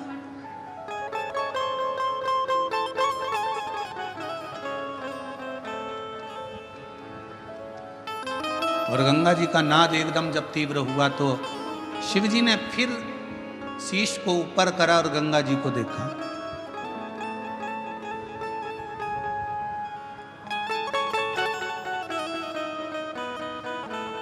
और जैसे ही गंगा भगवान शिव के जटा के करीब में आ गई तब गंगा एकदम शांत हो गई, एकदम मौन, एकदम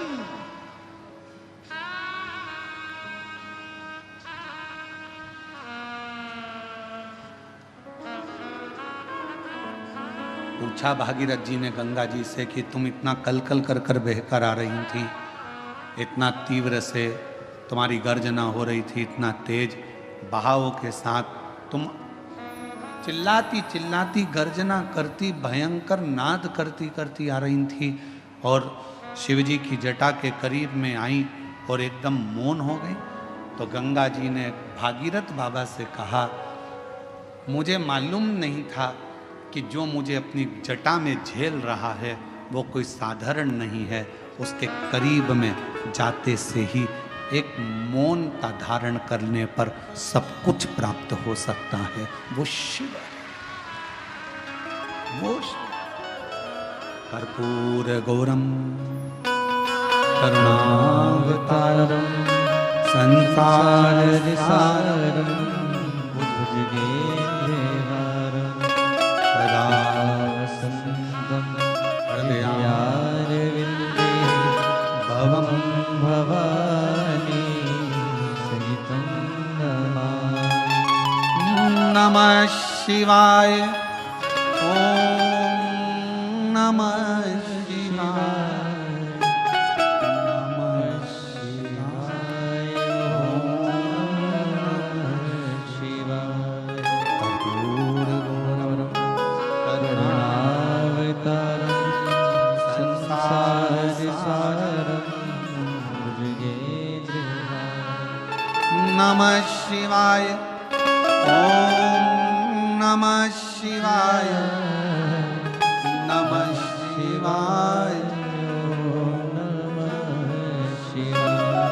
कर्पूर गौरम करुणावतारम संसार सारम मुझे क्या मालूम था कि यहाँ मौन रहने पर भी सब मिल सकता। शिव महापुराण की कथा कहती है, भगवान शंकर का चरित्र कहता है, बेलपत्र की छांव में शिव जी के शिवालय में शमशान में 3 जगह पर अगर व्यक्ति मौन रहकर शिव को पुकारता है तो शंकर उसके ऊपर करुणा जरूर करते हैं। 3 जगह पर मौन हो जाओ। बेलपत्र की छांव में जब पहुंचो तो थोड़ी देर शांति से चुप बैठकर अपने हाथ में माला हो तो ठीक, ना माला हो तो कर की माला हो, कर की माला भी ना हो तो घट की माला हो, भीतर से अंदर से ओम नमः शिवाय। ओम नमः शिवाय। नमः शिवाय। नमः भीतर की माला से उसको पुकारो।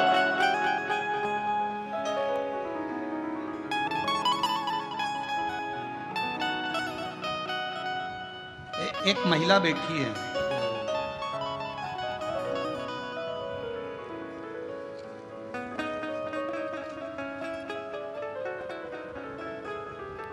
मेरा नाम गोकुल ताराचंद जी राठौड़, मुकाम पोस्ट तहसील, कन्नड़ जिला छत्रपति संभाजी नगर की रहने वाली हूँ।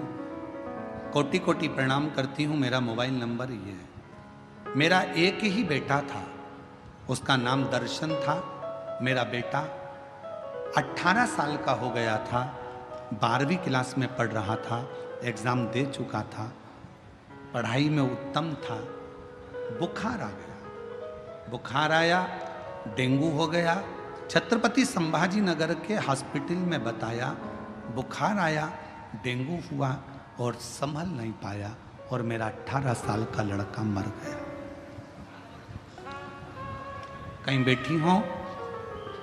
गोकुल ताराचंद जी राठौड़, मुकाम पोस्ट तहसील कन्नड़, जिला छत्रपति संभाजी नगर, मोबाइल नंबर है, तो आ सकते। बेटा शांत हो गया।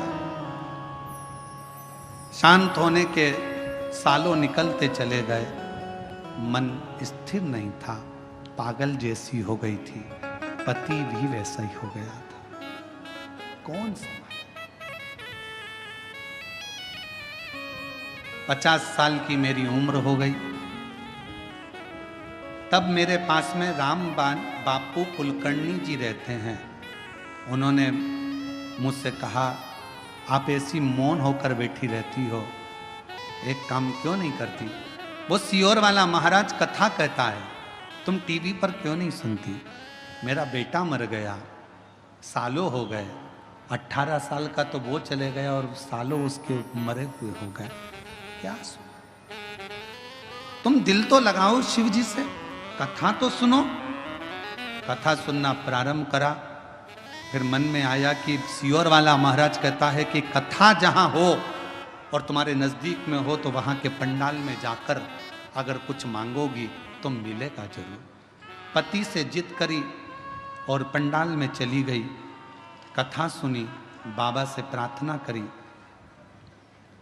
वहां के एक पंडाल में नहीं, 5 पंडाल कथा सुनकर बाबा से एक ही प्रार्थना करती थी, मेरा बेटा चले गया, 50 साल की मेरी उम्र हो गई, कुछ कृपा करो। वहां की मिट्टी दुनिया के लोगों की दृष्टि में शिव पुराण कथा के पंडाल की केवल मिट्टी होगी, पर मैं जानती हूं वो मिट्टी नहीं, मेरे शिव के चरण की धूल होती है। बाबा के पंडाल की मिट्टी को पेट पर लगा लेती, 50 साल की उम्र, और बाबा से औलाद मांगती कि मेरा बेटा गया है, मुझे दे दे। और बाबा ने वो कृपा कर दी, आज मेरे बेटे को वापिस मेरे बाबा ने मुझे दे दिया। और मेरा बाबा की कृपा से मेरे घर में बेटे का जन्म हुआ है। मैं बेटे को लेकर यहाँ आई हूँ प्रणाम करने के लिए। जो 18 साल का लड़का गया उसका भी फोटो लगा रही हूँ, और जो दूसरा बेटा जन्मा उसका भी फोटो लगा रही हूँ। LED पर दोनों के फोटो, आप पहले 18 साल का जो लड़का चले गया उसका फोटो देखें, और फिर दूसरा फोटो जो बाबा ने 50 साल की आयु में बेटा दिया है उसका दर्शन करें। उस बेटे को जो 50 साल की आयु में,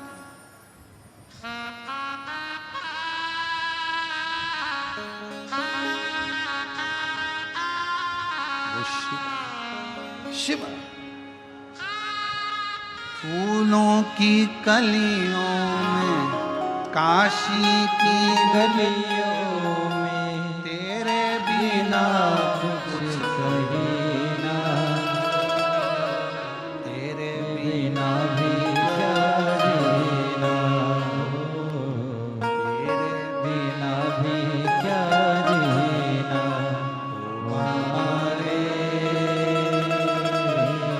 तेरे बिना भी क्या जीना, ओ शंभू रे, तेरे बिना भी क्या जीना।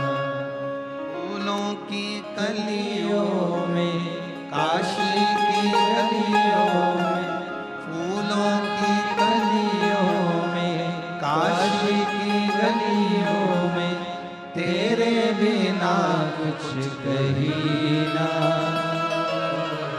तेरे बिना भी क्या जीना, ओ शंभू रे, तेरे बिना भी क्या जीना, ओ बाबा रे, तेरे बिना भी क्या जीना। ये वार्ता वो जीजी लिख रही है, मेरी उम्र 50 की, कैसे देगा वो? पर खाली ना जाता कोई दर से तुम्हारे, जो जैसा आया, जिस भाव से आया। ये कथा का पंडाल नहीं, मेरे बाबा का निज निवास है। शिव पुराण कथा में शिव जी ने तुमरुका जी की साक्षी में चंचुला देवी को वचन दिया है। चंचुला पृथ्वी पर जहां शिव महापुराण की कथा कलयुग में होगी, मैं 12 ज्योतिर्लिंग छोड़कर, कैलाश छोड़कर 7 दिन वहां निवास करूंगा, मैं वहां निवास करूंगा।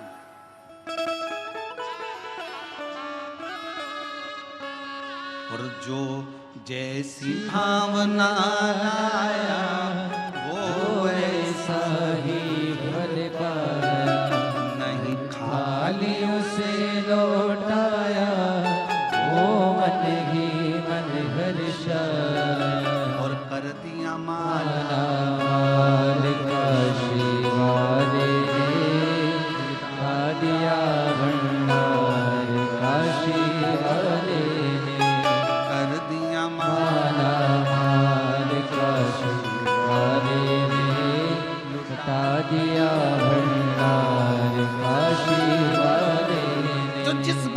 से आया है, जैसी भावना उसकी, उस भावना से शिव मिला उसको।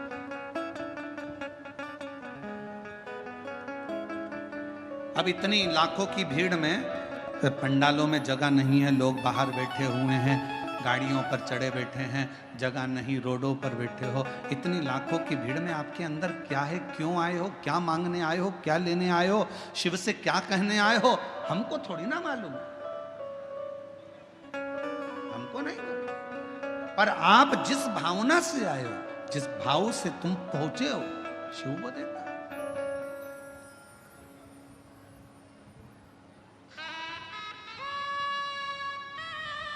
शिव प्रदान कर।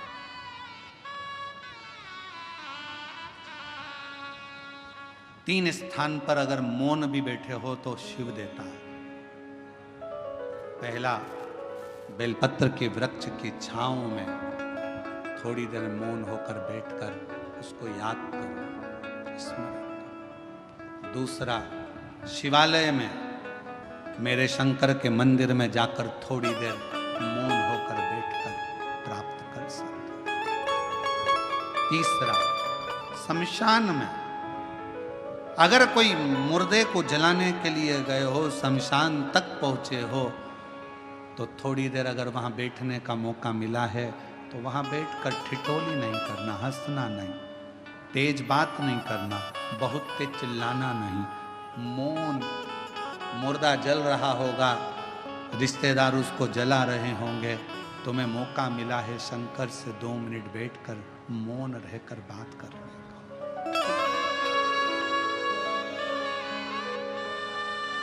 आज के जमाने में लोग शमशान में भी अगर जाकर बैठते हैं तो इतनी ठिठोली, इतनी बातें करते हैं, इतना हंसते हैं। कोई गुटखा खाता, कोई पानी पीता, कोई कुछ करता। आधे से ज़्यादा एंजॉय तो लोग मसान में कर लेते हैं। मौका मिले, सेवा करने का मौका मिले तो कथा, अगर आपके नज़दीक में शिव पुराण की कथा हो रही है, सेवा करो। जैसे कई माताएं पानी की बोतल लाती हैं, कोई पाउच लाता है पानी का, कोई टॉफ़ी लाता है, कोई बिस्कुट लाता है, कोई खाने का सामान लाता है। हम इधर रोड से आते हैं, हमने देखा कि वहाँ पर राजस्थानी माहेश्वरी समाज की ओर से स्टॉल लगा हुआ है, लोगों को कभी खिचड़ी कभी पोहा बांट रहा है। इधर तो हम गए नहीं तो हमको मालूम नहीं, 4-5 रोड हैं, हम कोई एक ही रोड से, जजमान हमारे को जिस रोड से ले जाते हैं वहीं से चले जाते हैं। हमने देखा और ये विश्वास कहता है, जैसे इधर राजस्थानी महेश्वरी समाज स्वल्पहार बांट रही है, तो मेरा मन कहता है, मेरा विश्वास कहता है कि जितनी रोड होगी सब रोडों पर कोई ना कोई समाज किसी ना किसी रूप में सेवा जरूर कर रही है। कहीं पे सेन समाज बैठी है तो वो कटिंग दाढ़ी फेरी कर रही है, कहीं पर कोई बैठा है, कहीं किसी रूप में बैठे हैं। मैं सारी समाजों को मैं हाथ जोड़कर नमन करता हूं आपके चरणों को कि इन पूरे भारत की भूमि पर अगर कहीं एकता देखना हो तो एक बार शिव महापुराण की कथा में आकर देखो, सारी समाज लगी रहती है। विशाल संचेती जी तो इसको आगे कथा को लेकर आए, संचेती परिवार तो कथा लाया है, जीवन जी तो कथा लाए हैं, ये पूरा परिवार कथा को लेकर आया। संचेती परिवार, रविंद्र कुमार जी हुए, जीवन जी हुए, ये सब कथा को लेकर आए और इनकी मित्र मंडली और इनके सारे साथी इस कथा को लेकर आए हैं। पर इस कथा को सबसे ज्यादा संभाल रहा है तो पूरा बेजापुर का एक एक बच्चा संभाल रहा है। प्रशासन, यहाँ के कलेक्टर महोदय, एसपी, आईजी, डीआईजी, कमिश्नर, यहाँ के एसडीएम, यहाँ के टीआई, यहाँ के तहसीलदार, यहाँ के एक एक मिनिस्टर, मंत्री, सांसद, विधायक, अध्यक्ष, उपाध्यक्ष, यहाँ के जो भी पदाधिकारी गण हैं वो इस पूरी व्यवस्था को संभालने में लगे हुए पूरी। और बेजापुर की यह कथा ऐसी लग रही है और हमने देखा संचेती परिवार को, हमने इस कथा में पहली कथा है जो हमारे को ये देखने को मिली कि संचेती परिवार ने यहाँ पर आकर ऐसा दर्शाया नहीं कि यह केवल हमारे परिवार की कथा है। बेजापुर की कथा ऐसी लगती है कि बच्चे बच्चे की कथा है, पूरे बेजापुर की कथा। और मैं श्री विशाल संचेती जी को इसके लिए धन्यवाद देता हूँ, बहुत बहुत साधुवाद देता हूँ। ये लगा नहीं कि केवल एक व्यक्ति या एक परिवार की, यह सबकी है। शिव उपासना पार्वती जी की कथा कर रही है, बेलपत्र की कथा कर रही है। बेलपत्र के वृक्ष के नीचे भी अगर बैठो तो तुम शांति से 2 क्षण मौन होकर उस शिव को याद करो।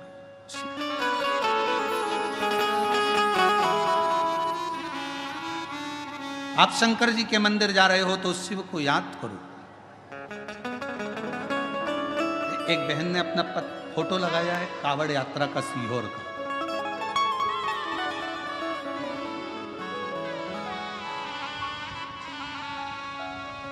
कावड़ यात्रा का उसने फोटो लगाया है बहन ने, और सीहोर की कावड़ यात्रा का फोटो उसने पूर्व का लगाया, और उसने पत्र में लिखा, मैं वैशाली दिलीप शर्मा, सुख शांति नगर बेजापुर की रहने वाली हूँ। कहीं बैठी हो तो आ सकते हैं एक बेलपत्र लेने के लिए। मैं दिलीप शर्मा, वैशाली दिलीप शर्मा, सुख शांति नगर बेजापुर की रहने वाली हूँ। मेरा मोबाइल नंबर ये है। कुबेरेश्वर धाम में कावड़ चढ़ाने का क्या फल मिलता है, कोई मुझसे पूछे। आपने मामा जी और भाई के साथ 2023 में बाबा की कावड़ चढ़ाने के लिए सीहोर आई थी। मन में अपने दोनों बेटों की उज्जवल भविष्य की कामना लेकर आई थी। आप कथा में कहते हो कि सीहोर की प्रदोष की जो कावड़ चलती है और बाबा को जो जल चढ़ाया जाता है, जो मांगा जाता है, वो मिलता है। मैं उस कावड़ में पहुंची, मैंने अपने दोनों बेटों के लिए जो जो मांगा मेरे बाबा ने उस कावड़ में मुझे दिया। मेरा बड़ा बेटा MBBS डॉक्टर बन गया और दूसरा बेटा मेरा IT इंजीनियर बन गया, और बाबा की कृपा से 1 साल के अंदर बाबा ने मुझे इतना दे दिया कि कोई कमी नहीं छोड़ी। ये सीहोर की कावड़ का एक प्रताप है।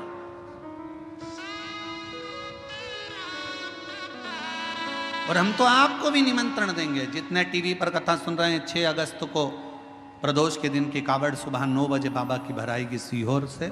सीवन नदी, माँ सीवन का जल कुबेरेश्वर धाम तक जाएगा।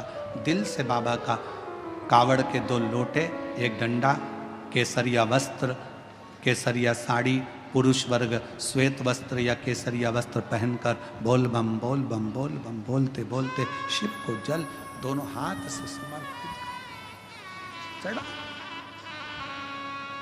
और पूरे महीने में अगर आप कभी भी सावन के महीने में सीहोर जा रहे हैं तो वहां का जल भरकर शिव को समर्पित करें।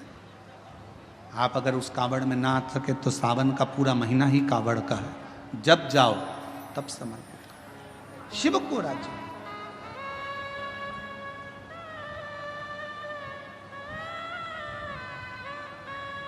तीन स्थान पर मौन बैठने पर भी कुछ मत मांगो तो भी शिव दे देता है।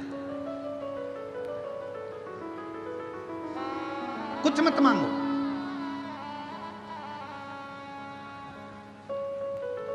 आप अगर वहां जाकर मौन होकर बैठ गए तो भी शंकर दे देगा, तो भी शिव दे देगा।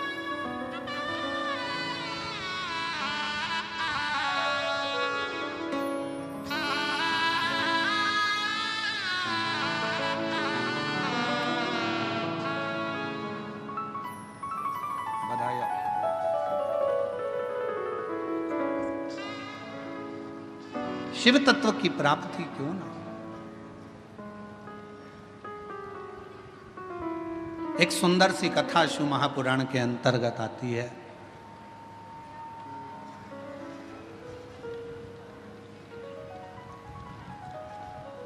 शिव कथा कहती है, मां जगतजननी जगदम्बा अंबा भवानी मां दुर्गा शिवजी के नेत्र बंद करने पर एक बालक ने जन्म ले लिया था, जिस बालक का नाम अंधकासुर हो गया था।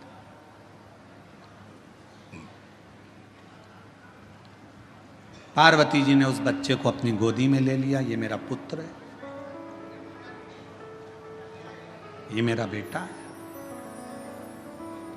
समझाया, भगवान शंकर ने बहुत समझाया कि देखो पार्वती, ये तुम्हारा पुत्र नहीं है, इसको समुद्र में डाल दो। पर पार्वती जी मानती नहीं है।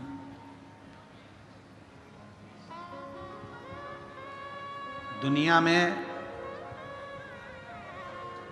एक मां एक ऐसी होती है जिसका बेटा पेट में रहता है तो भी लात मारता है, गोदी में रहता है तो भी लात मारता है, उसके बाद भी माँ अपनी पूरी जिंदगी उस बेटे की भलाई के लिए निकाल देती है। केवल जगत में, इसलिए पूरी दुनिया में मां की बराबरी परमात्मा भी नहीं कर सकता। परमात्मा से भी अगर कोई बड़ी सीढ़ी है तो वो तुम्हारी घर में रहने वाली बूढ़ी मां, तुम्हारी मां है, वो सीढ़ी है। उसको पहचान।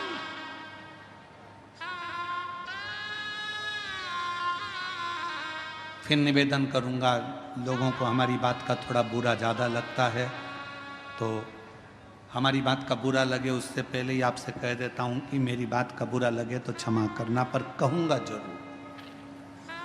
खाया बिना रह जाऊं पर बोले बिना नहीं रह सकता, इसलिए कहूंगा जरूर।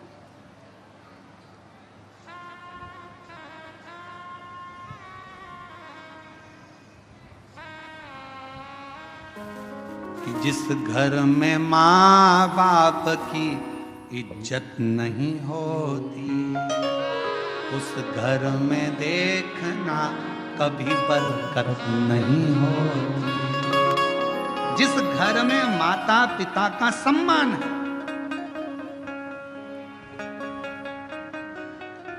माता पिता का जिस घर में सम्मान, और फिर कहूं, पत्नी अगले जन्म में मिलेगी, बच्चे अगले जन्म में मिलेंगे, तुम जो जन्म लोगे हर जन्म में तुम्हें पत्नी भी मिलेगी।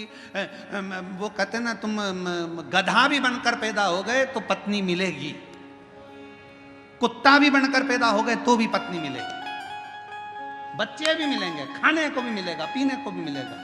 पर हर जन्म में जो मां इस जन्म में मिलती है वो हर जन्म में नहीं मिलती है। मां एक बार, उसकी इज्जत करो, सम्मान करो, सत्कार करो। थोड़ा ऊंचा नीचा बोल भी देना तो उसके वचन का बुरा मत मानो, बहुत प्रसन्नता में जवाब दो उसको, मां है। अंधकासुर को गोदी में ले लिया मेरे शिव जी ने, मेरी पार्वती जी ने, और कहा ये मेरा पुत्र है। शंकर भगवान कह रहे हैं ये नेत्र बंद करने के बाद हुआ, इसको फेंक दो। नहीं, मां मां होती है। बेटा कैसा भी हो तो भी मां कभी अपने बच्चे को, हाँ कभी कभी नाराज होती है ना तो गुस्से में बद्दुआ दे देती है, अपशब्द कह देती है, ताना दे देती है, आड़ा टेढ़ा बोल देती है, सब चलेगा।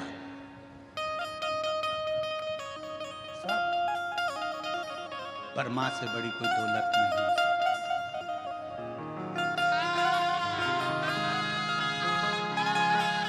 वो कहते मां बच्चों की जान होती है, मां बच्चों की जान होती है।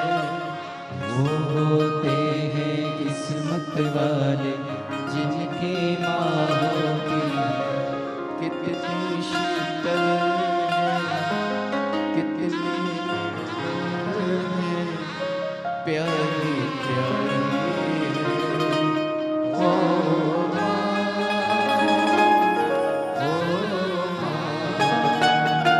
ये ध्यान रखें अपनी जिंदगी में, मायका पिता के नाम से नहीं होता, मायका माँ के नाम से चालू होता है। मायका मेरी माँ का घर है, और मायका कब तक है? जब तक माँ जीवित है तब तक मायका। गर्व करना कि मेरी माँ है, मेरी मम्मी बैठी है, माँ है।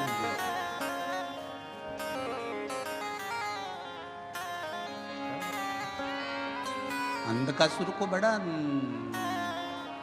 समुद्र में डाल दिया, समुद्र में हिरण्याक्ष ने पाल पोस के बड़ा कर लिया।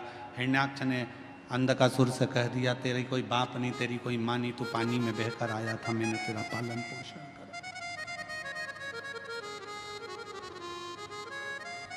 मैंने तेरा पालन पोषण करा।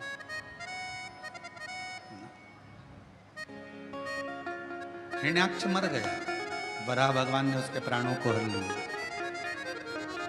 अंधकासुर ने ब्रह्मा जी का तप करा, वर मांगा, मैं मरूं ना, हो नहीं सकता, मरना तो पड़ेगा, तो वर दो, जिस दिन मैं अपनी मां को गलत दृष्टि से देखूं उस दिन मेरे प्राण छूटे।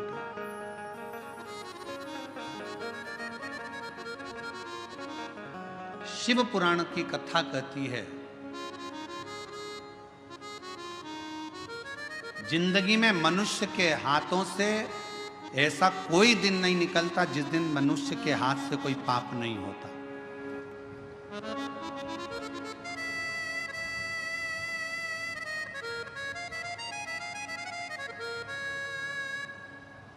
ऋषभदेव जी महाराज का चरित्र श्रीमद् भागवत कथा में आता है, तो ऋषभदेव जी महाराज के चरित्र में 4 स्थान पर पाप होने का क्रम बताया।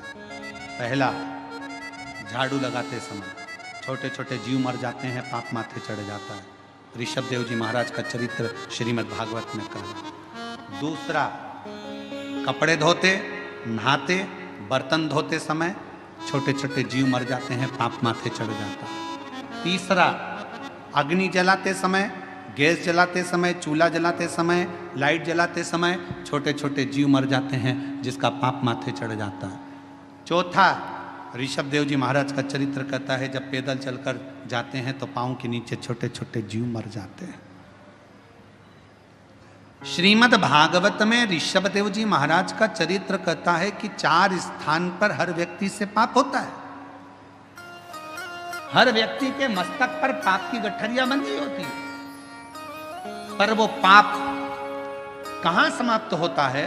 शिव महापुराण की कथा कहती है, जब हम किसी बेलपत्र के वृक्ष के नीचे से निकल कर चले जाते हैं तो हमारे मस्तक पर चढ़ा हुआ सारा पाप एक क्षण में समाप्त हो जाता है। एक क्षण में बेलपत्र के वृक्ष की छांव हमारे संपूर्ण जीवन के पापों को समाप्त कर देती है। इसीलिए रोज पाप होता है तो रोज बेलपत्र के वृक्ष के नीचे 1 लोटा जल चढ़ाया करो, या बेलपत्र के वृक्ष के नीचे से निकलकर जाया करो। अपने मोहल्ले में, अपनी कॉलोनी में अगर कोई बेलपत्री का पेड़ हो तो तुम्हें जाना उधर से है तो पति से कहना इधर से ले चलो, उसकी छांव में से थोड़ा सा निकल कर चले जाएंगे तो हमारी जिंदगी के पाप करना समाप्त हो।